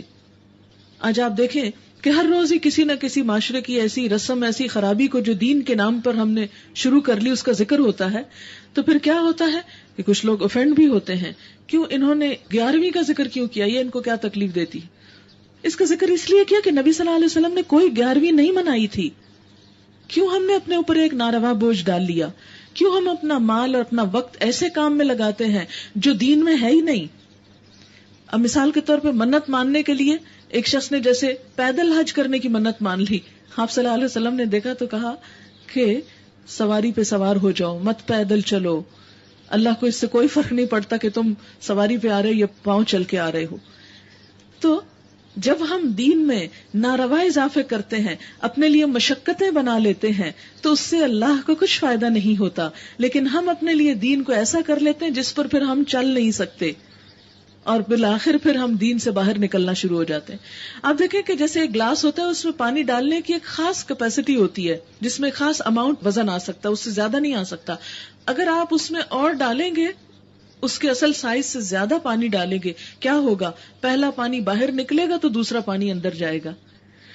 دین کا سائز جو اصل سائز ہے, اگر اس برتن کے اندر ہم اور چیزیں دین کے نام پہ گھسانے کی کوشش کریں گے, کیا ہوگا؟ لازمی نتیجہ ہوگا کہ جو اصل دین ہوگا وہ کچھ الٹ کے باہر نکلے گا. اور اس طرح ہم ایک تو اس کو پلوٹ کرنے کے مجرم بن رہے ہیں, اور دوسرا یہ کہ اصل دین سے دور ہوتے چلے جا رہے ہیں. اس لیے ضروری کیا ہے کہ ہم دین کو اگر بطور دین کے لینا چاہتے ہیں تو اوریجنل ٹیکسٹ کی طرف لوٹیں. اور اسی مقصد کے لیے انشاءاللہ اس پروگرام کے بعد جو اگلا پروگرام رکھا جا رہا ہے وہ یہ کہ جو بھی پڑھے لکھے لوگ ہیں وہ اپنے وقت کا کچھ حصہ اس کام کے لیے لگائیں کہ ایک ایک لفظ کو خود پڑھیں. وہ کچھ مشکل کام نہیں کہ ایک ایک ورڈ پر غور کریں, اس کے اسٹرکچر پر, اس کے لفظ پر, اس کے معنی پر, اور پھر آپ خود پہچان جائیں گے کہ کن تفسیروں میں کہاں کیا چیز آگے پیچھے ڈالی ہوئی ہے اور کون سی چیز دین کی روح کے خلاف ہے جو اس میں ڈال دی گئی. پھر اس کے بعد فرمایا کہ نبی صلی اللہ علیہ وسلم نے کیا کیا کہ پچھلی شریعتوں کے بوجھ جو تھے, جو ان کی بعض اوقات نافرمانیوں کی وجہ سے ان پہ ڈالے گئے تھے, اور بعض اوقات ان کے فقیہوں کی منہ شگافیوں کی وجہ سے وہ جکڑے گئے تھے, وہ ان سے دور کر دیے. وَيَدَعُ عَنْهُمْ إِسْرَهُمْ وَالْأَغْلَالَ الَّتِي كَانَتْ عَلَيْهِمْ, وہ ان پر لدے ہوئے بوجھ اتارتا ہے اور ان کے توق ہٹاتا ہے جن میں وہ جکڑے ہوئے تھے. توق کیا ہے؟ دراصل رسمیں, جن رسموں میں, خود ساختہ چیزوں میں وہ جکڑے ہوئے تھے, آپ نے وہ سب کاٹ ڈالی تاکہ لوگوں کو بندوں کی غلامی سے, رسموں کی غلامی سے آزاد کر کے ہلکا کیا جائے. فَالَّذِينَ آمَنُوا بِهِ وَعَزَّرُوهُ وَنَصَرُوهُ وَاتَّبَعُوا النُّورَ الَّذِي أُنزِلَ مَعَهُ أُولَئِكَ هُمُ الْمُفْلِحُونَ. لہذا جو لوگ اس پر ایمان لائیں اور اس کی حمایت کریں اور مدد کریں اور اس روشنی کی پیروی اختیار کریں جو اس کے ساتھ نازل کی گئی ہے, وہی فلاح پانے والے ہیں. قُلْ يَا أَيُّهَا النَّاسُ إِنِّي رَسُولُ اللَّهِ إِلَيْكُمْ جَمِيعًا الَّذِي لَهُ مُلْكُ السَّمَاوَاتِ وَالْأَرْضِ لا إله إلا هو يحيي ويميت فآمنوا بالله ورسوله النبي الأمي الذي يؤمن بالله وكلماته واتبعوه لعلكم تهتدون. اے محمد صلی اللہ علیہ وسلم کہہ دیجئے کہ اے انسانوں, میں تم سب کی طرف اس خدا کا پیغمبر ہوں جو زمین اور آسمانوں کی بادشاہی کا مالک ہے. اس کے سوا کوئی خدا نہیں ہے. وہی زندگی بخشتا ہے, وہی موت دیتا ہے. بس ایمان لاؤ اللہ پر اور اس کے بھیجے ہوئے نبی امی پر جو اللہ اور اس کے ارشادات کو مانتا ہے, اور پیروی اختیار کرو اس کی. امید ہے کہ تم راہ راست پالو گے. موسیٰ علیہ السلام کی قوم میں ایک گروہ ایسا بھی تھا جو حق کے مطابق ہدایت کرتا اور حق ہی کے مطابق انصاف کرتا تھا، اور ہم نے اس قوم کو 12 گھرانوں میں تقسیم کر کے انہیں مستقل گروہوں کی شکل دے دی تھی۔ اور جب موسیٰ سے اس کی قوم نے پانی مانگا تو ہم نے اس کو اشارہ کیا، فلاں چٹان پر اپنی لاٹھی مارو، چنانچہ اس چٹان سے یکا یک 12 چشمے پھوٹ نکلے۔ یہ معجزہ تھا کہ پتھر کے اندر سے پانی نکل بہا، اور ہر گروہ نے اپنے پانی لینے کی جگہ متعین کر لی۔ ہم نے ان پر بادل کا سایہ کیا، ان پر من و سلوہ اتارا، کھاؤ وہ پاک چیزیں جو ہم نے تم کو بخشی ہیں۔ مگر اس کے بعد انہوں نے جو کچھ کیا وہ ہم پر ظلم نہیں کیا، بلکہ آپ اپنے ہی اوپر ظلم کرتے رہے۔ یاد کرو وہ وقت جب ان سے کہا گیا تھا کہ اس بستی میں جا کر بس جاؤ اور اس کی پیداوار سے اپنے حسب منشا روزی حاصل کرو، اور حتتن حتتن کہتے جاؤ، اور شہر کے دروازے میں سجدہ ریز ہوتے ہوئے داخل ہو، ہم تمہاری خطائیں معاف کر دیں گے اور نیک رویہ رکھنے والوں کو مزید فضل سے نوازیں گے۔ مگر جو لوگ ان میں ظالم تھے انہوں نے اس بات کو جو ان سے کہی گئی تھی بدل ڈالا، اور نتیجہ یہ ہوا کہ ہم نے ان کے ظلم کی پاداش میں ان پر آسمان سے عذاب بھیج دیا۔ اور ذرا ان سے اس بستی کا حال بھی پوچھو جو سمندر کے کنارے واقع تھی، انہیں یاد دلاؤ وہ واقعہ کہ لوگ ہفتے کے دن احکام الہی کی خلاف ورزی کرتے تھے، اور یہ کہ مچھلیاں ہفتے کے دن ہی ابھر کر سطح پر ان کے سامنے آتی تھیں اور ہفتے کے سوا باقی دنوں میں نہیں آتی تھیں۔ یہ اس لیے ہوتا تھا کہ ہم ان کی نافرمانیوں کی وجہ سے ان کو آزمائش میں ڈال رہے تھے۔ اور انہیں یہ بھی یاد دلاؤ کہ جب ان میں سے ایک گروہ نے دوسرے گروہ سے کہا تھا کہ تم ایسے لوگوں کو کیوں نصیحت کرتے ہو جنہیں اللہ ہلاک کرنے والا یا سخت سزا دینے والا ہے، تو انہوں نے جواب دیا تھا کہ ہم یہ سب کچھ تمہارے رب کے حضور اپنی معذرت پیش کرنے کے لیے کرتے ہیں، اور اس امید پر کرتے ہیں کہ شاید یہ لوگ اس کی نافرمانی سے پرہیز کرنے لگیں۔ آخر کار جب وہ ان ہدایات کو بالکل ہی فراموش کر گئے جو انہیں یاد کرائی گئی تھیں، تو ہم نے ان لوگوں کو بچا لیا جو برائی سے روکتے تھے، اور باقی سب لوگوں کو جو ظالم تھے ان کی نافرمانیوں پر سخت عذاب میں پکڑ لیا۔ اور جب وہ پوری سرکشی کے ساتھ وہی کام کیے چلے گئے جس سے انہیں روکا گیا تھا، تو ہم نے کہا کہ بندر ہو جاؤ، ذلیل اور خوار۔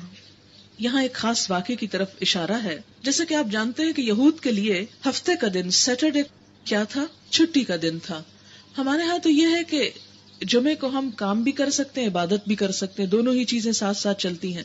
نماز کے وقت نماز، اور سورۃ الجمعہ میں آتا ہے جب نماز پڑھ چکو تو زمین پہ پھیل جاؤ اور اللہ کا رزق تلاش کرو، کام کرو۔ لیکن یہود کے لیے یہ دن مقدس دن تھا، اور اس دن میں انہیں کسی بھی کام کی اجازت نہ تھی۔ حتیٰ کہ آج کے دور میں بھی جو پریکٹسنگ یہود ہیں وہ رات کو ہی لائٹس آن کر کے چھوڑ دیتے ہیں، کیونکہ ان کے خیال میں ہفتے کے دن لائٹس آن کرنے کا کام بھی نہیں کرنا چاہیے۔ یہ پھر ایک اور حد سے بڑی بات ہے۔ بہرحال یہود کو اللہ تعالیٰ نے اس دن کام کاروبار سے منع کیا کہ تم کوئی تجارت نہیں کرو گے، کوئی کچھ نہیں کرو گے۔ اب یہ سب کے لیے حکم تھا، لیکن ان میں سے ایک گروہ جو ایک خاص بستی میں رہتا تھا جسے ایلا کا نام دیا گیا، یہ سمندر کے کنارے ایک بستی تھی۔ اس بستی کے لوگوں کا پیشہ مچھلیاں پکڑنا تھا۔ نہایت سرکش لوگ تھے، لہٰذا اللہ تعالیٰ نے ان کی آزمائش کے لیے انہیں ایک خاص مصیبت میں مبتلا کیا، اور وہ کیا تھی کہ ہفتے کے دن مچھلیاں پکڑنا منع کر دیا اور باقی دنوں میں مچھلیاں آتی ہی نہیں تھی۔ تو ان سے کیا ہوا کہ ہفتے کے دن انہیں مچھلیاں پکڑنے سے رہا نہ گیا۔ اب بظاہر یہ اللہ کو بھی راضی کرنا چاہتے تھے اور اپنا کام بھی نکالنا چاہتے تھے، اس لیے انہوں نے ایک ہیلا کیا۔ ہیلا کیا تھا؟ جمعے کی شام کو، ہفتے کی رات کو، کہ جب ہفتے کا دن شروع ہو رہا ہوتا تھا تو یہ جال لگا دیتے۔ ہفتے کا سارا دن جال لگا رہتا، خوب مچھلیاں اوپر کو آتی پانی میں اور جال میں جمع ہوتی رہتی۔ اور کیا کرتے کہ اتوار کے دن صبح وہ جال پانی سے نکال کے سب مچھلیاں پکڑ لیتے، اور اس طرح وہ اللہ تعالیٰ کو کیا شو کرتے معصوم بن کر کہ ہم نے تو ہفتے کو کچھ بھی نہیں کیا، یہ تو جمعے کا جال لگا ہوا تھا اور اتوار کو مچھلیاں پکڑی گئیں، ہمارا تو کوئی قصور نہیں۔ اب آپ دیکھیں ایسا دھوکہ انسان کو تو دے سکتا ہے، اللہ تعالیٰ کو نہیں دے سکتا۔ لیکن انہوں نے ایسا بہانہ کر کے، اور آپ دیکھیں کہ یہود کے اندر آج بھی یہ صفت باقی ہے۔ مجھے کسی نے بتایا کہ امریکہ میں بعض یہودی خواتین سر بھی ڈھکنا نہیں چاہتی اور بال بھی دکھانا نہیں چاہتی، تو انہوں نے اس کے لیے ایک طریقہ نکالا ہوا ہے کہ اپنے بال سارے کے سارے مڈا دیتی ہیں، ٹنڈ کروا لیتی ہیں، اور پھر اس کے بعد مصنوعی بال لگاتی ہیں، وگ وغیرہ، یہ جو بھی طریقہ، تاکہ یہ حجت پوری کی جا سکے کہ ہم نے اپنا بال نہیں دکھایا کسی کو۔ اور یہ جو ہمارے اوپر وگ ہے یہ تو کسی اور کا بال ہے. فیشن بھی ہو گیا, اللہ بھی راضی ہو گیا. لیکن یاد رکھیں کہ ایسے کام کر کے انسانوں کو تو چیٹ کیا جا سکتا ہے, اللہ کی ذات اس سے بہت بالا ہے. اللہ تعالیٰ ان کا یہ عمل دیکھتے رہے, شدید غضبناک ہوئے, اور ان کو اللہ تعالیٰ نے سخت عذاب میں مبتلا کیا. اور وہ کیا تھا کہ ان کو بندر بنا دیا. اب جب یہ بندر بنائے گئے تو یہ قوم 3 حصوں میں بٹ گئی تھی. جب یہ اللہ کی نافرمانی کر رہے تھے, ایک حصہ تو وہ تھا کہ جو کھلم کھلا نافرمانی کرتے اور مچھلیاں پکڑتے, دوسرے لوگ وہ تھے جو انہیں روکتے, تیسرے وہ تھے جو نہ مچھلیاں پکڑتے نہ روکتے. روکنے والے لوگوں کو دوسرے لوگ کہتے کیوں اپنا سر کھپاتے ہو, انہوں نے ماننا تو ہے نہیں, چھوڑ دو ان کو جو کر رہے ہیں. تو وہ کیا کہتے, قالوا معذرۃ الی ربکم, اپنے رب کے سامنے عذر پیش کرنے کے لیے کہ اللہ ہم نے تو ان کو برائی سے روکا تھا لیکن یہ پھر بھی باز نہیں آتے تھے. وَلَعَلَّهُمْ يَتَّقُونَ, ہو سکتا ہے کسی وقت سمجھ ہی جائیں, بچ جائیں اس برائی سے. لیکن جب وہ نہ سمجھے تو اللہ تعالیٰ نے ان لوگوں کو جو برائی میں مبتلا تھے عذاب میں مبتلا کیا, اور اس کے ساتھ ان لوگوں کو بھی پکڑا جنہوں نے انہیں روکا نہیں تھا, اور بچائے صرف وہ لوگ گئے کہ جو خود بھی برے کام سے بچے اور دوسروں کو بھی روکتے رہے. اس سے ایک بہت بڑی بات پتہ چلتی ہے کہ آپ کا صرف خود برائی سے بچنا کافی نہیں, آپ کا صرف خود نماز پڑھ لینا کافی نہیں, بلکہ اس کے لیے کیا ضروری ہے کہ دوسرے لوگوں کو بھی بتایا جائے, اور جہاں برائی ہو رہی ہو اسے یہ دیکھ کے اگنور نہ کیا جائے کہ مجھے تو اپنا کام کرنا چاہیے, لوگ جو کرتے ہیں سو کرتے رہیں, میری ہیڈک نہیں کہ میں ان کو منع کروں. ہر انسان کی اپنی پرائیویٹ لائف ہے, وہ انجوائے کرے, میں کون ہوں کسی کو کچھ کہنے والی, یا مائنڈ یور اون بزنس. نہیں, اصل بات یہ ہے کہ ہر مسلمان اس بات کا ذمہ دار ہے کہ جہاں برائی دیکھے اس کے خاتمے کے لیے کوشش کرے, اور اسی پر انحصار ہوتا ہے ایک معاشرے کی خوشحالی کا. اگر یہ صرف چند لوگوں کا پیشہ رہ جائے, یہ صرف پولیس کا کام ہو برائیوں کی روک تھام, اور اس کی کھلی مثال ہم اپنے اندر دیکھتے ہیں کہ پولیس ہے ہزاروں کی تعداد میں لیکن برائیاں بھی اسی کثرت کے ساتھ ہیں, اور وہ کسی طرح کنٹرول نہیں کر پاتے, اس لیے کہ باقی لوگ برائی سے تعاون کرتے ہیں اور برائی سے روکنے والوں کا ساتھ نہیں دیتے عموماً. اسی لیے اللہ تعالیٰ نے صرف ان لوگوں کو نجات دی جو برائی سے روکنے والے تھے. اور یاد کرو جب کہ تمہارے رب نے اعلان کر دیا تھا کہ وہ قیامت تک برابر ایسے لوگ بنی اسرائیل پہ مسلط کرتا رہے گا جو ان کو بدترین عذاب دیں گے, یعنی ان کے گناہوں کی بدولت. اور آپ دیکھیں کہ مختلف ادوار میں بنی اسرائیل پہ کیا گزری, کہ ہر دور میں اس قوم کے اوپر کیسی کیسی سزائیں اور کیسے کیسے عذاب مسلط ہوتے رہے. اور اس صدی کی مثال ہٹلر کی آپ کے سامنے ہی ہے. یقیناً تمہارا رب سزا دینے میں تیز دست ہے, اور یقیناً وہ درگزر کرنے والا اور رحم سے کام لینے والا بھی ہے. ہم نے ان کو زمین میں ٹکڑے ٹکڑے کر کے بہت سی قوموں میں تقسیم کر دیا, کچھ لوگ ان میں نیک تھے اور کچھ اس سے مختلف. ہم ان کو اچھے اور برے حالات سے آزمائش میں مبتلا کرتے رہے, شاید کہ یہ پلٹ آئیں. پھر اگلی نسلوں کے بعد ایسے ناخلف لوگ ان کے جانشین ہوئے جو کتاب الہی کے وارث ہو کر اس دنیا دنی کے فائدے سمیٹتے رہے اور کہہ دیتے کہ توقع ہے ہمیں معاف کر دیا جائے گا.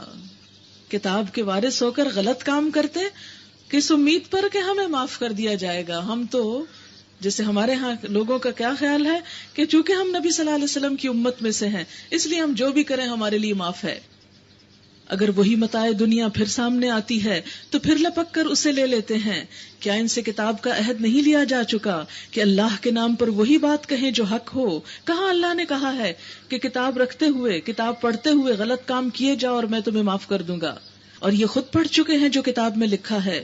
آخرت کی قیام گاہ تو خدا ترس لوگوں ہی کے لیے بہتر ہے. کیا تم اتنی سی بات نہیں سمجھتے؟ جو لوگ کتاب کی پابندی کرتے ہیں, والذین یمسکون بالکتاب, وہ لوگ جو کتاب کو مضبوطی سے پکڑتے ہیں اور جنہوں نے نماز قائم کر رکھی ہے, یقیناً ایسے نیک کردار لوگوں کا اجر ہم ضائع نہیں کریں گے. انہیں وہ وقت بھی کچھ یاد ہے جب ہم نے پہاڑ کو ہلا کر ان پر اس طرح چھا دیا کہ گویا وہ چھتری ہے, اور یہ گمان کر رہے تھے کہ وہ ان پر آ پڑے گا. اب یہاں سے یوں محسوس ہوتا ہے جیسے اللہ تعالیٰ انہیں زبردستی منوانا چاہتا تھا. بات یہ ہے کہ یہ ابتدا میں زبردستی نہیں کی گئی, یہ ایسے ہی ہے کہ ابتدا میں تو انہیں طرح طرح سے سمجھایا گیا, کتاب سے, رسولوں سے, نصیحتوں سے. لیکن جب وہ حد سے زیادہ سرکشی کرنے لگے تو اللہ تعالیٰ نے ان کو آخرت کے عذاب سے پہلے دنیا میں ایک وارننگ دی کہ مان لو ورنہ یہ پہاڑ آ رہا ہے تمہارے اوپر. اور اس وقت ہم نے ان سے کہا تھا کہ جو کتاب ہم تمہیں دے رہے ہیں اسے مضبوطی کے ساتھ تھامو اور جو کچھ اس میں لکھا ہے اسے یاد رکھو. توقع ہے کہ تم غلط روی سے بچے رہو گے. اور اے نبی صلی اللہ علیہ وسلم لوگوں کو یاد دلاؤ وہ وقت جبکہ تمہارے رب نے بنی آدم کی پشتوں سے ان کی نسل کو نکالا اور انہیں خود ان کے اوپر گواہ بناتے ہوئے پوچھا تھا کیا میں تمہارا رب نہیں ہوں؟ انہوں نے کہا ضرور آپ ہی ہمارے رب ہیں، ہم اس پر گواہی دیتے ہیں. یہ ہم نے اس لیے کیا کہ کہیں تم قیامت کے روز یہ نہ کہہ دو کہ ہم تو اس بات سے بے خبر تھے، یا یہ نہ کہنے لگو کہ شرک کی ابتدا تو ہمارے باپ دادا نے ہم سے پہلے کی تھی اور ہم بعد کو ان کی نسل سے پیدا ہوئے. پھر کیا آپ ہمیں اس قصور میں پکڑتے ہیں جو غلط کار لوگوں نے کیا تھا؟ دیکھو اس طرح ہم نشانیاں واضح طور پر پیش کرتے ہیں اور اس لیے کرتے ہیں کہ یہ لوگ پلٹ آئیں. تو اس سے کیا پتہ چلتا ہے؟ بہت اہم حقیقت کی طرف نشاندہی کی گئی کہ ہم سب اس دنیا میں آنے سے پہلے اپنی روحوں کے ساتھ پیدا کیے گئے. ہر وہ روح جسے دنیا میں آنا ہے وہ ایک دفعہ پیدا کی گئی. پھر رب نے ہم سب سے خطاب کیا، ہم سب سے بات کی اور پوچھا کیا میں تمہارا رب نہیں ہوں؟ اور اپنی پہچان ہماری فطرت کے اندر فیڈ کر دی، پروگرامنگ کر دی، اور اس کی یاد دہانی کے لیے اسے آپریٹ کرنے کے لیے انبیاء بھیجے، کتابیں بھیجی. اسی لیے آپ دیکھتے ہیں کہ بعض لوگوں کے اندر اتنی خیر ہوتی، اتنی بھلائی ہوتی ہے لیکن انہیں خود بھی پتہ نہیں ہوتا. بالکل اسی طرح جیسے کسی پہاڑ کے اندر کوئی بہت بڑا خزانہ اور باہر سے گزرتے ہم کو نہ پتہ چلے کہ اس کے اندر کیا ہے. سمندر کے کنارے بیٹھ کے آپ کو کیا پتہ چل سکتا ہے کہ اس کے اندر کیا کچھ ہے؟ لیکن جو ہی ایسے لوگوں کو تھوڑی سی اللہ کی بات بتائی جائے تو آپ دیکھیں گے کہ ان کا خیر پھوٹ اٹھتا ہے، بالکل ایسے جیسے کوئی چشمہ ابل آئے، ایک دم خیر اور بھلائی کی طرف وہ لپک پڑتے ہیں. اور اس کی بے شمار مثالیں صحابہ کرام کی زندگیوں میں آپ کو ملیں گی. اب آپ دیکھیں یہ کیا تھا، وہ خیر کدھر تھی؟ وہ خیر اچانک کہیں باہر سے برآمد نہیں ہوئی، وہ اندر تھی، وہ اللہ نے ڈالی ہوئی تھی. کچھ لوگوں کے احساسات اتنے زبردست ہوتے ہیں کہ فوراً بات قبول کر کے ان کا دل کھل جاتا ہے اور وہ فوارے کی طرح وہ خیر باہر آنے لگتی، تیز بارش کی طرح برسنے لگتی ہے اور وہ لوگ تیزی کے ساتھ بڑے بڑے فاصلے طے کر جاتے ہیں. تو ایمان کی حلاوت تو ایسی ہوتی ہے کہ سینے میں جب اترتی ہے تو انسان بڑی سے بڑی قربانی حتیٰ کہ جان دینے سے بھی پرواہ نہیں کرتا. وہ پھر جان کی بھی فکر نہیں کرتا کہ جان دی ہوئی اسی کو تھی، کہ حق تو یہ کہ حق ادا نہ ہوا. وہ جان دے کے بھی سوچتا ہے کہ ابھی کچھ کمی باقی. ہاں تو بات یہ ہو رہی تھی ہر شخص کے اندر پہلے ہی دن اللہ نے اپنی پہچان رکھ دی. ضرورت اس بات کی ہے کہ ہر شخص تک اللہ کا یہ پیغام قرآن پہنچا دیا جائے. پھر آپ دیکھیں کہ نتائج کیا نکلتے ہیں. ہم لوگوں کو تبلیغ کرنا چاہتے ہیں من گھڑت باتوں سے، اور وہ بات کیا ہے، اگر لوگوں کی بات ہے، قصے ہیں، کہانیاں، وہ اس طرح اثر نہیں کرتے جتنی ڈائریکٹ اللہ کی بات لوگوں کے دلوں پہ جا کے لگتی ہے اور ان کو کھول دیتی ہے. اس لیے سب سے مؤثر ترین نسخہ ہے کہ جاہدہم بہ جہادن کبیرا، اس قرآن کے ساتھ ان کے ساتھ جہاد کبیر کرو. ہر نرم دل رکھنے والے، ہر فطرت پر قائم انسان، خواہ وہ کافر ہو خواہ وہ کسی دین پر ہو، اس تک یہ پیغام پہنچاؤ. اور تم دیکھو گے کہ جس کے اندر تھوڑا سا بھی انصاف ہوگا، ایمان ہوگا، وہ اللہ کا کلام پہچان لے گا، فوراً پہچان لے گا. جیسے کوئی بھی اپنی چیز، خواہ وہ کہیں پر بھی، جیسے بچے کی خوشبو ماں پہچان لیتی ہے. آپ کو اگر آنکھیں بند کرا کے کہا جائے نا ٹٹول کے اپنا بچہ پہچانو، تو آپ اپنے بچے کو پہچان لیں گے بند آنکھوں سے. اندھی ماں بھی اپنا بچہ پہچان لیتی ہے. تعلق ہے نا، روح کا تعلق ہے، محبت کا تعلق ہے. تو جن کے دلوں میں خیر ہے، بھلائی ہے، جہاں قرآن آئے گا ان کے دل فوراً اس کو قبول کر لیں گے. اور اے محمد صلی اللہ علیہ وسلم، ان کے سامنے اس شخص کا حال بیان کرو جس کو ہم نے اپنی آیات کا علم عطا کیا تھا مگر وہ ان کی پابندی سے بھاگ نکلا. آخرکار شیطان اس کے پیچھے پڑ گیا، یہاں تک کہ وہ بھٹکنے والوں میں شامل ہو کر رہا. اگر ہم چاہتے تو اسے ان آیتوں کے ذریعے بلندی عطا کرتے، مگر وہ تو زمین ہی کی طرف جھک گیا اور اپنی خواہش نفسی کے پیچھے پڑا رہا. لہذا اس کی حالت کتے کی سی ہو گئی کہ تم اس پہ حملہ کرو تب بھی زبان لٹکائے رہے، چھوڑ دو تب بھی زبان لٹکائے رہے. یہی مثال ہے ان لوگوں کی جو ہماری آیات کو جھٹلاتے ہیں. ایک خاص شخص کی طرف اشارہ ہے. قرآن کا انداز یہ کہ شخص کا نام نہیں لیا جاتا، بس جو خرابی ہے وہ بتا دی جاتی. تو جو شخص اپنی خواہشات کے پیچھے پڑ کے اور کام و دہن کی لذت کے پیچھے پڑ کے دین کو چھوڑ دیتا ہے، اللہ تعالیٰ کے نزدیک وہ کتے سے بدتر ہو جاتا ہے. فرمایا یہی مثال ہے ان لوگوں کی جو ہماری آیات کو جھٹلاتے ہیں. تم یہ حکایات ان کو سناتے رہو، شاید کہ یہ کچھ غور و فکر کریں۔ بڑی ہی بری مثال ہے ایسے لوگوں کی جنہوں نے ہماری آیات کو جھٹلایا، یعنی ہماری آیات کو چھوڑ کر دنیا کے پیچھے پڑ گئے۔ وہ اپنے آپ ہی پر ظلم کرتے رہے ہیں۔ جسے اللہ ہدایت دے بس وہی ہدایت پاتا ہے، اور جس کو اللہ اپنی رہنمائی سے محروم کر دے وہی ناکام و نامراد ہو کر رہتا ہے۔ اور یہ حقیقت ہے کہ بہت سے جن اور انسان ایسے ہیں جن کو ہم نے جہنم ہی کے لیے پیدا کیا ہے۔ ان کے پاس دل ہیں مگر وہ ان سے سوچتے نہیں، یعنی جہنم میں کیوں جائیں گے وہ کہ دل ہیں ان سے کام نہیں لیتے، ان کے پاس آنکھیں ہیں وہ ان سے دیکھتے نہیں، ان کے پاس کان ہیں ان سے سنتے نہیں، یعنی دل میں اللہ کی محبت نہیں، آنکھوں سے ہدایت کا رستہ نہیں دیکھنا چاہتے، کانوں سے ہدایت کی بات نہیں سننا چاہتے۔ وہ جانوروں کی طرح ہیں، کیونکہ جانور کو کچھ سمجھ نہیں آتی، حالانکہ اس کی بھی آنکھیں ہوتی، کان ہوتا ہے، لیکن اس کو پتہ نہیں چلتا۔ بلکہ ان سے بھی زیادہ گئے گزرے ہیں یہ وہ لوگ ہیں جو غفلت میں کھو گئے ہیں۔ تو یاد رکھیں کہ ایک جانور، مثلا اب آپ دیکھیں کہ یہ کوا ہے، اس کوے کی آنکھیں بھی ہیں، کان بھی ہیں، ہم بول رہے ہیں یہ بھی سن رہا ہے، لیکن آپ کے سننے اور اس کے سننے میں فرق ہے۔ اسی طرح آپ میں سے بھی ہر ایک کے سننے میں فرق ہے، کوئی سن کے بہت اثر لے رہا ہے اور کوئی سن کے پتہ نہیں کن خیالوں میں کھوئے ہوئے، اور کسی کے لیے سننا اور نہ سننا برابر ہوا ہے، مصیبت کے مارے بیٹھا ہوا ہے۔ تو اللہ تعالیٰ ایسے لوگوں کو جو کان آنکھیں دل رکھتے ہوئے پھر نہیں ان سے کام لیتے، فرمایا یہ جانوروں سے بھی برے ہیں، جانور ہیں بلکہ ان سے بھی بدتر، کل انعام بل ہم اضل اولئک هم الغافلون، یہ غفلت میں کھوئے ہوئے لوگ۔ وَلِلَّهِ الْأَسْمَاءُ الْحُسْنَى فَادْعُوهُ بِهَا، اللہ اچھے ناموں کا مستحق ہے، اس کو اچھے ہی ناموں سے پکارو۔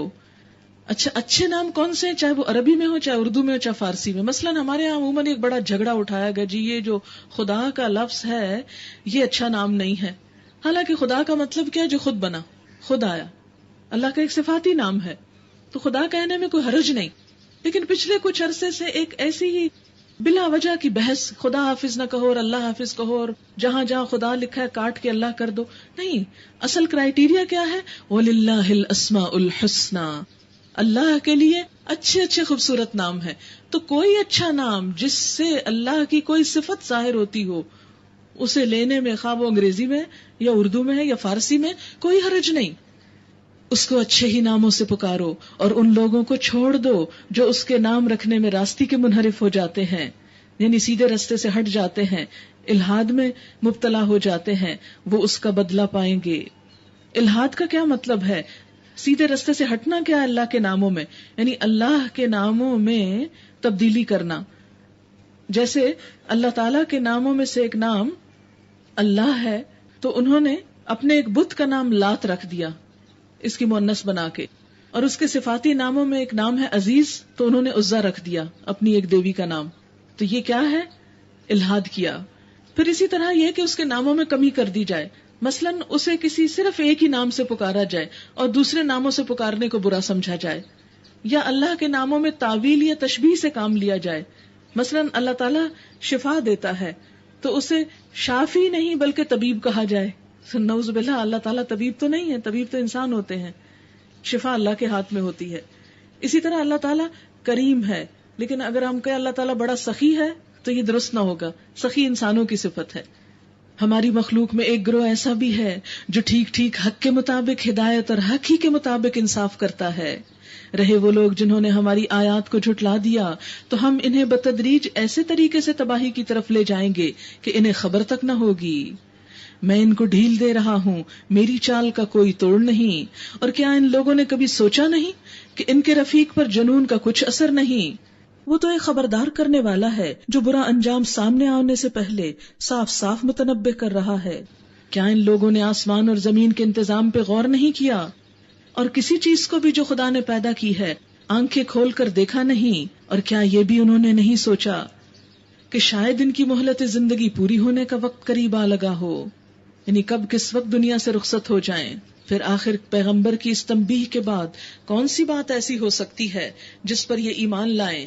جس کو اللہ رہنمائی سے محروم کر دے اس کے لیے پھر کوئی رہنما نہیں ہے، اور اللہ انہیں ان کی سرکشی ہی میں بھٹکتا ہوا چھوڑے دیتا ہے۔ یہ لوگ تم سے پوچھتے ہیں آخر وہ قیامت کی گھڑی کب نازل ہوگی؟ کہو اس کا علم میرے رب ہی کے پاس ہے، اسے اپنے وقت پر وہی ظاہر کرے گا۔ آسمانوں اور زمین میں وہ بڑا سخت وقت ہوگا، وہ تم پر اچانک آ جائے گا۔ یہ لوگ اس کے متعلق تم سے اس طرح پوچھتے ہیں گویا کہ تم اس کی کھوج میں لگے ہوئے ہو۔ کہو اس کا علم تو صرف اللہ کو ہے، مگر اکثر لوگ اس حقیقت سے ناواقف ہیں۔ قل لا املک لنفسی نفعا ولا ضرا الا ما شاء اللہ۔ آپ کہہ دیجئے، کس سے کہا جا رہا ہے؟ نبی صلی اللہ علیہ وسلم سے۔ کیا کہہ دیجئے؟ لا املک لنفسی نفعا، میں نہیں مالک اپنی جان کے لیے بھی کسی نفع کا، ولا ضرا، نہ کسی نقصان کا۔ نفع نقصان صرف اللہ کے ہاتھ میں ہے، نبی صلی اللہ علیہ وسلم کے ہاتھ میں بھی نہیں ہے۔ الا ما شاء اللہ، مگر جو اللہ چاہے۔ وَلَوْ كُنْتُ أَعْلَمُ الْغَيْبَ، اور اگر میں غیب جانتا ہوتا، لَاسْتَكْثَرْتُ مِنَ الْخَيْرِ، تو میں کثرت سے حاصل کر لیتا بھلائیوں کو۔ وَمَا مَسَّنِيَ السُّوءُ، اور مجھے کوئی تکلیف نہ پہنچتی۔ لیکن آپ کو یاد ہے کہ نبی صلی اللہ علیہ وسلم کے جنگ احد میں دندان مبارک شہید ہوئے تھے۔ یہودی عورت نے آپ کو زہر کھلایا تھا جس کے اثرات آپ آخر عمر تک محسوس کرتے رہے۔ حضرت خدیجہ اور حضرت ابو طالب کا جب انتقال ہوا تو اس سال کو آپ نے عام الحزن، غم کا سال قرار دیا۔ آپ کو غم بھی ہوا، بیماری بھی ہوئی، دکھ بھی پہنچا، تکلیف بھی، اذیتیں بھی۔ اللہ کی راہ میں آپ کا دانت بھی شہید ہوا، خون بھی نکلا اس میں سے۔ تو یہ سب کچھ کیا بتاتا ہے کہ آپ ایک رسول تو ضرور تھے، مگر انسانوں کی طرح ایک انسان بھی تھے، اور آپ پر بھی تکلیفیں آئیں۔ لہٰذا آپ صلی اللہ علیہ وسلم کو نفع نقصان کا مالک نہیں سمجھنا، وہ صرف اللہ کو سمجھنا ہے۔ اس لیے بہت سے لوگ جب روزہ مبارک پہ جاتے ہیں تو نبی صلی اللہ علیہ وسلم سے دعائیں کرنے لگتے ہیں اور ان سے کہتے ہیں کہ آپ ہمارے لیے یہ کر دیجئے، آپ یہ کر دیجئے۔ نہیں، صرف اللہ سے مانگے۔ روزے پر جا کر بھی دعا اللہ ہی سے مانگنی ہے، آپ سے نہیں مانگنا کچھ، کیونکہ ہم ہر نماز میں کہتے ہیں ایاک نعبد و ایاک نستعین۔ اور اگر مجھے غیب کا علم ہوتا تو میں بہت سے فائدے اپنے لیے حاصل کر لیتا، مجھے کبھی کوئی نقصان نہ پہنچتا۔ میں تو محض ایک خبردار کرنے والا اور خوشخبری دینے والا ہوں ان لوگوں کے لیے جو میری بات مانے۔ وہ اللہ ہی ہے جس نے تمہیں ایک جان سے پیدا کیا، اسی کی جنس سے اس کا جوڑا بنایا تاکہ اس کے پاس سکون حاصل کرے۔ پھر جب مرد نے عورت کو ڈھانک لیا تو اسے خفیف سا حمل رہ گیا، جسے لیے لیے وہ چلتی پھرتی رہی۔ پھر جب وہ بوجھل ہو گئی تو دونوں نے مل کر اللہ اپنے رب سے دعا کی کہ اگر تو نے ہم کو اچھا سا بچہ دیا تو ہم تیرے شکر گزار ہوں گے۔ مگر جب اللہ نے ان کو ایک صحیح و سالم بچہ دے دیا تو وہ اس کی بخشش اور عنایت میں دوسروں کو اس کا شریک ٹھہرانے لگے۔ اللہ بہت بلند و برتر ہے ان مشرکانہ باتوں سے جو یہ کرتے ہیں۔ آپ دیکھیں کہ اللہ تعالیٰ ایک چھوٹے سے کیڑے سے ایک زندہ بچہ بناتا ہے، طرح طرح کی قابلیتیں اور قوتیں دیتا ہے۔ اللہ چاہتے تو ماں کے پیٹ میں کسی کو بہرا، گنگا، اندھا کچھ بھی بنا سکتے تھے، اور ہر ماں باپ بچے کی پیدائش سے پہلے ڈرتے کہ پتہ نہیں کیا پیدا ہو جائے، لیکن جب پیدا ہو جاتا ہے تو اللہ کا شکر ادا کرنے کی بجائے اس دور کے لوگ بتوں کے نام پر بچوں کا نام رکھتے۔ کیا کہتے؟ عبد العزا، عبد شمس، سورج کا بندہ، عزا کا بندہ، دیویوں کا بندہ۔ اور ہمارے ہاں بھی کچھ کمی نہیں، بعض لوگ نام رکھ دیتے پیر بخش یا عبد الرسول، تو یہ نام نہیں رکھنے چاہیے، کیونکہ اولاد صرف اللہ دیتا ہے، اور یہی تو اللہ تعالیٰ شکوہ کرتے ہیں کہ دیتے ہم ہیں لیکن شکر گزاری نہیں کرتے۔ اللہ بہت بلند و برتر ہے ان مشرکانہ باتوں سے جو یہ کرتے ہیں۔ کیسے نادان ہیں یہ لوگ کہ ان کو خدا کا شریک ٹھہراتے ہیں جو کسی چیز کو بھی پیدا نہیں کرتے بلکہ خود پیدا کیے جاتے ہیں، جو خود پیدا ہوتے ہیں۔ آپ دیکھیں جتنے بھی نیک اولیاء اللہ سب کچھ جو بھی کوئی گزرے ان سب کو ماں نے ہی پالا نا، محتاج تھے نا وہ خود بھی۔ فرمایا جو پیدا کیے جاتے ہیں وہ کچھ خود نہیں پیدا کر سکتے، ان کے ہاتھ میں کسی کا رزق، کسی کی اولاد نہیں۔ وَلَا يَسْتَطِيعُونَ لَهُمْ نَصْرًا، وہ اپنی بھی مدد نہیں کر سکتے۔ وَلَا أَنفُسَهُمْ يَنصُرُونَ، جو نہ ان کی مدد کر سکتے ہیں اور نہ اپنی ہی مدد کر سکتے ہیں۔ یعنی کوئی کتنا ہی نیک کیوں نہ ہو، کتنا ہی بڑا بزرگ کیوں نہ ہو، وہ سب محتاج ہیں۔ قرآن پاک میں ایک اور جگہ آتا ہے، یا ایھا الناس انتم الفقراء الی اللہ، اے لوگو تم سب اللہ کے محتاج ہو۔ ان لوگوں میں کسی کو ایگزیمپٹ نہیں کیا گیا، نہ کسی نبی کو، نہ کسی ولی کو، نہ کسی پیر کو، سب خود محتاج ہیں۔ جو خود محتاج ہو وہ کسی اور کو کچھ نہیں دے سکتا۔ لیکن ہمارا حال کیا ہے؟ جیسے حالی نے کہا تھا، کرے غیر گر بت کی پوجا تو کافر، کرے غیر گر بت کی پوجا تو کافر، جو ٹھہرائے بیٹا خدا کا تو کافر، جھکے آگ پر بہر سجدہ تو کافر، کواکب میں مانے کرشمہ تو کافر، مگر مومنوں پہ کشادہ ہے راہیں، پرستش کریں شوق سی جس کی چاہیں، نبی کو جو چاہیں خدا کر دکھائیں، اماموں کا رتبہ نبی سے بڑھائیں، مزاروں پہ جا جا کے نظریں چڑھائیں، شہیدوں سے جا جا کے مانگیں دعائیں، نہ توحید میں کچھ خلل اس سے آئے، نہ اسلام بگڑے نہ ایمان جائے. یعنی مسلمان ہو کے جو چاہے کرو، لیبل لگا ہوا ہے اسلام کا، ہر شرک ہو رہا ہے اور پھر بھی پکے مسلمان ہیں. وَإِن تَدْعُوهُمْ إِلَى الْهُدَى، ایسے لوگوں کو جب تم ہدایت کی طرف بلاتے ہو، لا يتبعوکم، پھر وہ تمہاری بات نہیں مانتے، کیونکہ ان کے دلوں میں غیر اللہ کی محبت رچ بس گئی ہے. سواء علیکم ادعوتموہم ام انتم صامتون، تم خواہ انہیں پکارو یا خاموش رہو، دونوں صورتوں میں تمہارے لیے برابر ہی رہے گا. ان الذین تدعون من دون اللہ عباد امثالکم، یہ آیت بہت غور سے سننے والی ہے، 194 آیت سورۃ الاعراف، دوبارہ گھر جا کے بھی چیک کر لیں. فرمایا تم لوگ خدا کو چھوڑ کر جس کو پکارتے ہو وہ محض بندے ہیں تم جیسے، تمہارے جیسے انسان ہیں وہ بھی، ان سے دعائیں مانگ کر دیکھو، یہ تمہاری دعاؤں کا جواب دیں گے؟ اگر ان کے بارے میں تمہارے خیالات صحیح ہیں، کیا یہ پاؤں رکھتے ہیں کہ ان سے چلیں؟ مرنے کے بعد کوئی بزرگ کبھی قبر سے نکل کے چلا نہیں. کیا یہ ہاتھ رکھتے ہیں کہ ان سے پکڑے؟ قبر کے اندر جانے کے بعد تو جو ہوتا ہے سو ہوتا ہے. کسی بھی نیک انسان کو جب وہ ڈیتھ بیڈ پہ ہو، آپ اس سے پوچھیں، چیخ چیخ کے پوچھیں کہ فلاں شخص کہاں ہے. مثلاً آپ دیکھیں کہ کسی بھی شخص کو، کسی عام شخص کو بھی اگر جب گھر میں فوت ہو جائے، اگر اس کا کسی سے لینا دینا تھا، آپ اس سے جتنا چاہے رو رو کے پوچھیں، میں بتاؤ چابیاں کہاں رکھی ہیں، بتاؤ کہ کون سی چیز کس کو دی تھی، کس سے کیا لینا ہے، کس کو کیا دینا ہے، بتا سکتا ہے کچھ؟ ایک شخص مر کے بیڈ پہ پڑا ہوا کچھ نہیں بتاتا، جو قبر میں پہنچ جاتا کیسے بتانے لگتا ہے؟ وہ کیسے جانتا ہے؟ وہ کیسے سنتا؟ فرمایا وہ سنتا ہی نہیں. لیکن تم ہو کہ سنوانے پہ تلے ہوئے ہو. اگر کوئی سنے تو بولتا ضرور ہے، پھر ان کی آواز کیوں نہیں سنتے؟ اگر تم یہ اصرار کرتے ہو کہ نہیں نہیں وہ ضرور سنتے ہیں، فرمایا پھر وہ بولتے کیوں نہیں؟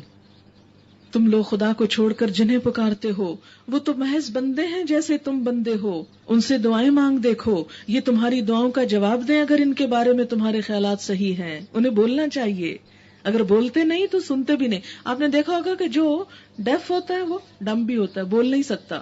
کیا یہ پاؤں رکھتے ہیں کہ ان سے چلیں؟ کیا یہ ہاتھ رکھتے ہیں کہ ان سے پکڑیں؟ کیا یہ آنکھیں رکھتے ہیں کہ ان سے دیکھیں؟ کیا یہ کان رکھتے ہیں کہ ان سے سنیں؟ اے محمد صلی اللہ علیہ وسلم، ان سے کہو کہ بلا لو اپنے ٹھہرائے ہوئے شریکوں کو، پھر تم سب میرے خلاف مل کے تدبیریں کرو، مجھے ہرگز مہلت نہ دو. میرا حامی و ناصر وہ خدا ہے جس نے یہ کتاب نازل کی ہے اور وہ نیک آدمیوں کی حمایت کرتا ہے. یعنی اس حق کو بیان کرنے میں کسی سے ڈرنا نہیں چاہیے، گھبرانا نہیں چاہیے، کیونکہ عموماً لوگ ڈراتے ہیں کہ دیکھو اگر تم نے اس موضوع پہ زبان کھولی تو لوگ تمہیں چھوڑیں گے نہیں، اگر تم نے یہ بات کی تو تمہیں بزرگوں کی بد دعا لگ جائے گی، تم بزرگوں کی توہین کر رہے ہو. فرمایا نہیں، وَهُوَ يَتَوَلَّى الصَّالِحِينَ، وہ حمایت کرے گا. بخلاف اس کے تم جنہیں خدا کو چھوڑ کر پکارتے ہو وہ نہ تمہاری مدد کر سکتے ہیں، نہ خود اپنی ہی مدد کرنے کے قابل ہیں، بلکہ اگر تم انہیں سیدھی راہ پر آنے کے لیے کہو تو وہ تمہاری بات سن بھی نہیں سکتے. بظاہر تم کو ایسا نظر آتا ہے کہ وہ تمہاری طرف دیکھ رہے ہیں، مگر فی الواقع وہ کچھ بھی نہیں دیکھتے. اے نبی صلی اللہ علیہ وسلم، نرمی اور درگزر کا طریقہ اختیار کرو، بتا کے پھر اگنور کرو، بھلائی کی تلقین کیے جاؤ، جاہلوں سے مت الجھو. اگر کبھی شیطان تمہیں اکسائے تو اللہ کی پناہ مانگو، وہ سب کچھ سننے اور جاننے والا ہے. حقیقت میں جو لوگ متقی ہیں ان کا حال تو یہ ہوتا ہے کہ کبھی شیطان کے اثر سے کوئی برا خیال اگر انہیں چھو بھی جاتا ہے تو فوراً چوکنے ہو جاتے ہیں، اور پھر انہیں صاف نظر آنے لگتا ہے کہ ان کے لیے صحیح طریقہ کار کیا ہے. رہے ان کے شیاطین کے بھائی بند تو وہ انہیں ان کی کجروی میں کھینچے لیے چلے جا رہے ہیں اور انہیں بھٹکانے میں کوئی کسر اٹھا نہیں رکھتے. اے نبی صلی اللہ علیہ وسلم، جب تم ان لوگوں کے سامنے کوئی نشانی یعنی معجزہ پیش نہیں کرتے تو یہ کہتے ہیں ہم نے اپنے لیے کوئی نشانی کیوں نہ منتخب کر لی. ان سے کہو میں تو صرف اس وحی کی پیروی کرتا ہوں جو میرے رب نے میری طرف بھیجی ہے. یہ بصیرت کی روشنیاں تمہارے رب کی طرف سے اور ہدایت اور رحمت ہے ان لوگوں کے لیے جو اسے قبول کریں. جب قرآن تمہارے سامنے پڑھا جائے تو اسے توجہ سے سنو اور خاموش رہو، شاید کہ تم پر بھی رحمت ہو جائے. یہ ادب ہے قرآن سننے کا، خاموش رہو اور توجہ سے سنو، بد دلی سے نہیں. تاکہ تم پہ رحم ہو جائے. اے نبی صلی اللہ علیہ وسلم اپنے رب کو صبح و شام یاد کرو، دل ہی دل میں زاری اور خوف کے ساتھ، اور زبان سے بھی ہلکی آواز کے ساتھ. تم ان لوگوں میں سے نہ ہو جاؤ جو غفلت میں پڑے ہوئے ہیں. اس سے کیا پتا چلتا ہے؟ صبح و شام نماز بھی پڑھنی چاہیے اور خاص دعائیں پڑھنا بھی جاری رکھیں. کوئی چیز انشاءاللہ پھر نقصان نہیں دے گی. جو فرشتے تمہارے رب کے حضور تقرب کا مقام رکھتے ہیں وہ کبھی اپنی بڑائی کے گھمنڈ میں آ کر اس کی عبادت سے منہ نہیں موڑتے.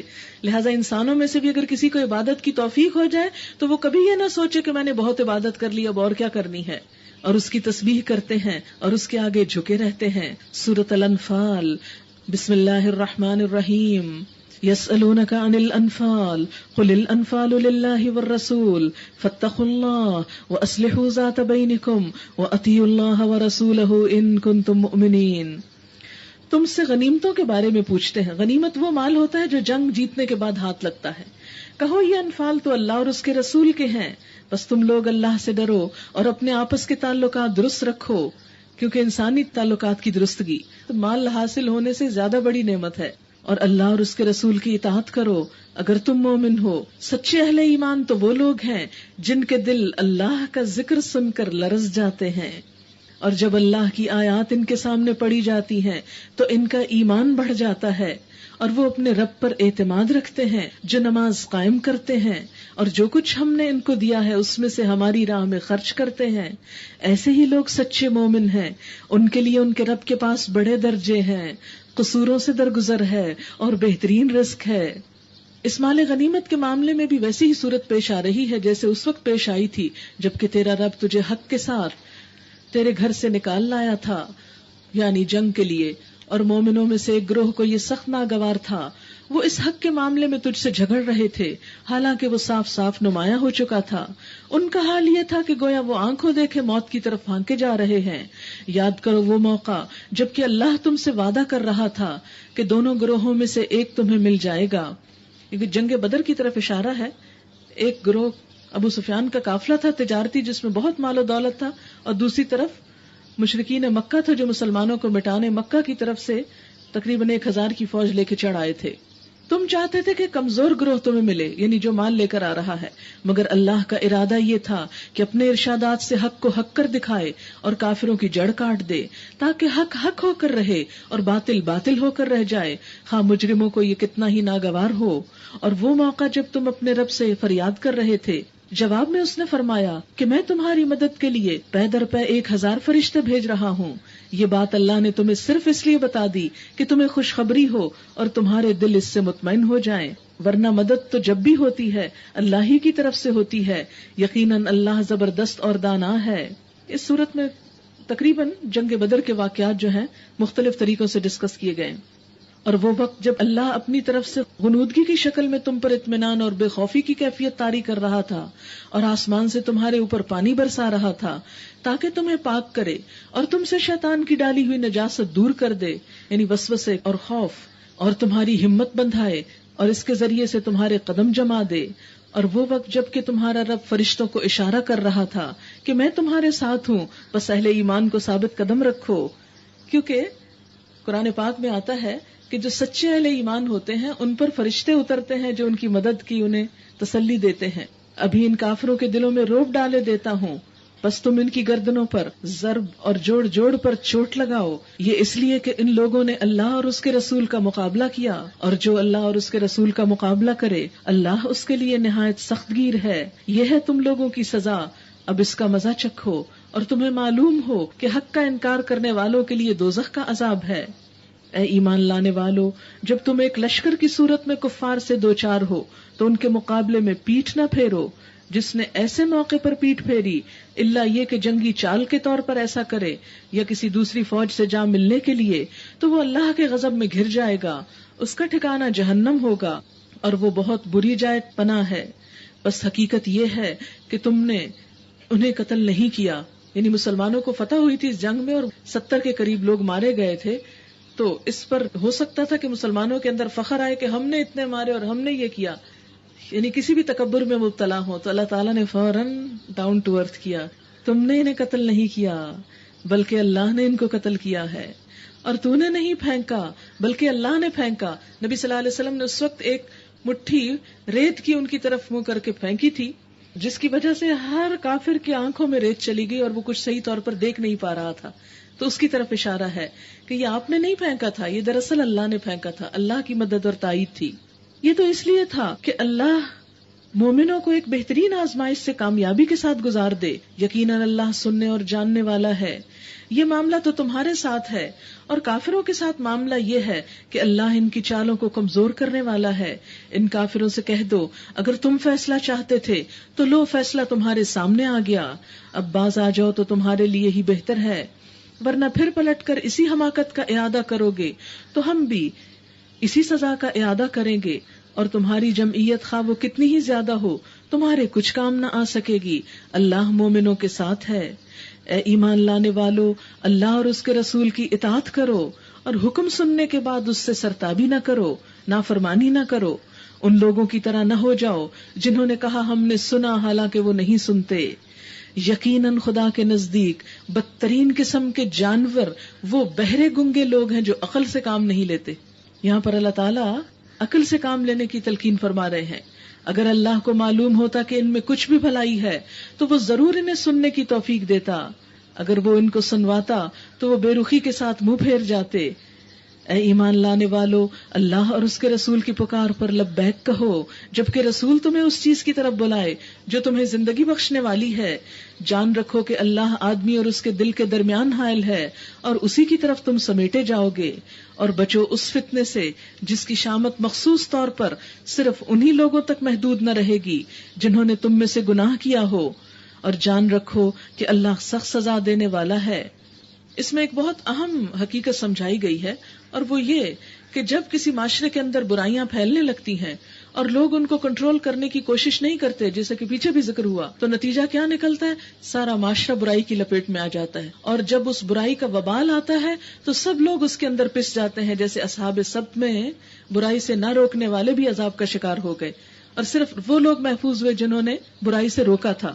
اب ہوتا یہ ہے کہ آپ دیکھیں کہ جب تک کہیں اکا دکا خال کہیں گندگی کا ڈھیر ہو تو اس سے اتنی قباحت نہیں ہوتی، لیکن جب وہ گندگی اڑ کے گھروں میں جانے لگتی ہے اور ہر طرف پھیل جاتی ہے، مثلا کوڑا جب تک ڈبے کے اندر بند ہو تو اتنا نقصان دہ نہیں، لیکن اگر وہ کوڑا گھر کے اندر پھیل جائے یا گلی میں پھیل جائے تو سر مچھر بھی پلیں گے، اس میں سڑان بھی ہوگی، اس کی بو بھی آئے گی، تو کتنی پریشانی ہو جائے گی. تو اسی لیے برائی جہاں ہو اس کو وہیں پر روک دینا چاہیے، اس کی جڑ کاٹ دینی چاہیے، ورنہ یہ کانٹے سب کے پاؤں زخمی کر دیں گے.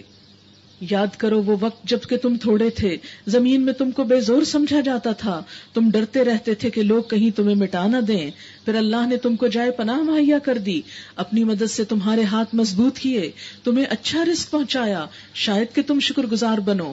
اے ایمان والو، جانتے بوجھتے اللہ اور اس کے رسول کے ساتھ خیانت نہ کرو، اپنی امانتوں میں غداری کے مرتکب نہ ہو. جان رکھو کہ تمہارے مال اور تمہاری اولاد حقیقت میں سامان آزمائش ہیں، اور اللہ کے پاس اجر دینے کے لیے بہت کچھ ہے. اے ایمان والو، اگر تم خدا ترسی کا رویہ اختیار کرو گے تو اللہ تمہارے لیے کسوٹی بہم پہنچا دے گا. اس کا کیا مطلب ہے؟ عموماً یہ ہوتا ہے کہ جب انسان دین کی طرف آتا ہے تو بہت سوال دل میں اٹھتے ہیں، یہ کروں کہ نہ کروں، یہ اچھا کہ یہ برا ہے. اب ہر سوال کا جواب ہوتا نہیں ہے ڈائریکٹ ٹیکسٹ میں. تو اللہ تعالیٰ فرماتے ہیں کہ جس دل میں گناہ سے بچنے کی تڑپ ہوگی اللہ اس کے اندر ایک اور میزان قائم کر دے گا. اسی لیے حدیث میں آتا ہے استفت قلبک ولو افتوکا، اپنے دل سے فتویٰ مانگو خواہ تمہیں لوگ فتویٰ کیوں نہ دے دیں. کہ آپ کسی سے ہو سکتا ہے کچھ فیکٹ چھپا کے کوئی فتویٰ لے لیں اور اس کے بعد اصل حقیقت کچھ اور ہو. فرمایا دل سے پوچھو، اگر دل مطمئن ہے تو ٹھیک ہے، ورنہ صرف کسی کے فتوے سے کوئی چیز تم حلال نہیں کروا سکتے. حساب اللہ کو دینا ہے. اللہ بڑا فضل فرمانے والا ہے. وہ وقت بھی یاد کرنے کے قابل ہے جب منکرین حق تیرے خلاف تدبیریں سوچ رہے تھے کہ تجھے قید کر دیں یا قتل کر ڈالیں یا جلا وطن کر دیں. یعنی یہ مکہ میں ہجرت سے پہلے کی بات ہے، جب سب لوگوں نے مل کر دار الندوہ میں ایک میٹنگ کی کہ کس طرح آپ کو اب ختم کر دیا جائے تاکہ یہ پیغام اور نہ پھیلے، کیونکہ اسلام دن بدن پھیلتا چلا جا رہا تھا. وہ اپنی چالیں چل رہے تھے، یعنی تمہارے خلاف سازش کر رہے تھے کہ کیسے تمہیں روکا جائے، اور اللہ اپنی چال چل رہا تھا، اور اللہ سب سے بہتر چال چلنے والا ہے. جب ان کو ہماری آیات سنائی جاتی تھی تو کہتے تھے کہ ہاں سن لیا ہم چاہے تو ایسی باتیں ہم بھی بنا سکتے ہیں. یہ تو وہی پرانی باتیں ہیں جو پہلے سے لوگ کہتے چلے آ رہے ہیں. اور وہ بات بھی یاد ہے جو انہوں نے کہی تھی کہ خدایا اگر یہ واقعی حق ہے اور تیری طرف سے ہے تو ہم پر آسمان سے پتھر برسا دے یا کوئی دردناک عذاب ہم پر لے آ. اس وقت تو اللہ ان پر عذاب نازل کرنے والا نہ تھا جبکہ تو ان کے درمیان موجود تھا، اور نہ اللہ کا یہ قاعدہ ہے کہ لوگ استغفار کر رہے ہوں اور وہ ان کو عذاب دے دے. یاد رکھیں کہ استغفار انسان پر آئندہ آنے والی مصیبتوں کے لیے ایک رکاوٹ کا کام کرتا ہے، اور جب تک انسان استغفار کرتا ہے بڑی بڑی بلاؤں اور مصیبتوں سے محفوظ رہتا ہے. لیکن اب کیوں نہ وہ ان پر عذاب نازل کرے جبکہ وہ مسجد حرام کا راستہ روک رہے ہیں، حالانکہ وہ اس مسجد کے جائز متولی نہیں ہیں. اس کے جائز متولی تو صرف اہل تقویٰ ہی ہو سکتے ہیں، مگر اکثر لوگ اس بات کو نہیں جانتے. بیت اللہ کے پاس ان لوگوں کی نماز کیا ہوتی ہے؟ بس سیٹیاں بجاتے اور تالیاں پیٹتے ہیں. اللہ تعالیٰ مشرکین کی نماز اور عبادت کے طریقے کو کرٹیسائز کر رہے ہیں. یہ کیسی عبادت ہے جس میں گانا بجانا اور جس میں تالیاں پیٹنا ہے؟ آپ دیکھیں کہ ہمارے اندر بھی اس کے کچھ جراثیم موجود ہیں. مکاح ہوتا ہے منہ سے سیٹی بجانا، منہ سے آوازیں نکالنا، سیٹی ہو یا کوئی آواز نکالنا ہو، اور تصدیہ ہوتا ہے ہاتھ سے تالیاں بجانا. آپ دیکھیں کہ ہندوؤں کے ہاں بھجن تھا، اس کے مقابلے میں ہم نے اپنے لیے قوالی رکھ لی، اور اس قوالی میں ہم بھی کیا کرتے ہیں؟ خوب تالیاں بھی بج رہی ہوتی ہیں، آوازیں بھی نکالی جا رہی ہوتی ہیں، اور ایک پورا تفریح کا منظر ہوتا ہے. اور پھر ہم اس کے ساتھ یہ بھی سمجھتے ہیں کہ گویا ہم بہت بڑی عبادت کا کام کر رہے ہیں. آج آپ دیکھیں کہ ہمارے ریڈیو اور ٹیلی ویژن جو ہیں، جب کوئی عبادت کا دن ہوتا ہے تو گانے بند کر کے قوالیاں لگا دیتے ہیں. قوالیوں میں تو بعض اوقات وہ اتنا شرک ہوتا ہے کہ انسان کی روح کانپ اٹھتی، اور اس کے ساتھ یہ کہ آپ اللہ کا نام لے رہے ہیں اور ساتھ ہی اللہ کو غضبناک کر رہے ہیں، ایسی حرکتیں کر کے کہ جس کو اس نے ناپسند کیا. پھر آپ دیکھیں کہ کرسچنز کے ہاں بھی عبادت کا طریقہ کیا ہے کہ اس کے ساتھ ان کی ہمز کے میوزک بجتا ہے، کہ عبادت کو تفریح بنا لیا، کہ دل بہلانے کی چیز. آپ دیکھیں کہ ہمارے ہاں جو عرس وغیرہ ہوتے ہیں اس میں کیا ہوتا ہے؟ آستانوں پر جب لوگ عرس کرنے کو جاتے ہیں کس طرح رقص اور دھمال اور ڈھول بجانا اور بھنگڑے اور چمٹے اور جوش میں آ کر بھنگ پی جا رہی ہے، اور بعض اوقات جلوس نکالے جا رہے ہیں، ڈالیاں لائی جا رہی ہیں، بیلیں دی جا رہی ہیں. جیسے وہ گانا سن کر وہ شادی کے موقع پہ وہ بیلیں دیتے ہیں، وہاں بھی ایسے آتش بازیاں ہو رہی ہوتی ہیں، رقص ہو رہا تھا، شراب کی مجلسیں بعض اوقات ہو رہی ہوتی ہیں. یہ کیسی عبادتیں ہیں؟ اور ہم اپنی آنکھوں سے یہ سب کچھ دیکھ رہے ہیں، اور ہم کو کچھ خیال بھی نہیں آتا کہ یہ اسلام کی روح کے سراسر خلاف ہے، بلکہ ہم نے تو سارا دین ہی وہاں جمع کر دیا. بس اب لو اس عذاب کا مزہ چکھو اپنے اس انکار حق کی پاداش میں جو تم کرتے رہے ہو. جن لوگوں نے حق کو ماننے سے انکار کیا وہ اپنے مال خدا کے راستے میں روکنے کے لیے صرف کر رہے ہیں، اور ابھی اور خرچ کرتے رہیں گے، مگر آخر کار یہی کوششیں ان کے لیے پچھتاوے کا سبب بنے گی. پھر وہ مغلوب ہوں گے، پھر یہ کافر جہنم کی طرف گھیر لائے جائیں گے، تاکہ اللہ گندگی کو پاکیزگی سے چھانٹ کر الگ کر دے اور ہر قسم کی گندگی کو ملا کر اکٹھا کرے، پھر اس پلندے کو جہنم میں جھونک دے. یہی لوگ اصلی دیوالیے ہیں. اے نبی صلی اللہ علیہ وسلم، ان کافروں سے کہو اگر اب بھی باز آ جائیں تو جو کچھ پہلے ہو چکا ہے اس سے درگزر کر لیا جائے گا. اللہ تعالیٰ نے ہدایت کا راستہ ہر وقت کھلا رکھا ہے، لیکن اگر یہ پچھلی روش کا اعادہ کریں گے تو گزشتہ قوموں کے ساتھ جو کچھ ہو چکا وہ سب کو معلوم ہے. اے ایمان لانے والو، ان کافروں سے جنگ کرو یہاں تک کہ فتنہ باقی نہ رہے اور دین پورے کا پورا اللہ کے لیے ہو جائے. پھر اگر وہ فتنے سے رک جائیں تو ان کے اعمال کا دیکھنے والا اللہ ہے، اور اگر وہ نہ مانے تو جان رکھو کہ اللہ تمہارا سرپرست ہے. نعم المولا و نعم النصیر، بہترین سرپرست، بہترین حامی و مددگار. وآخر دعوانا الحمد للہ رب العالمین. سبحانک اللہم و بحمدک نشہد ان لا الہ الا انت نستغفرک و نتوب الیک.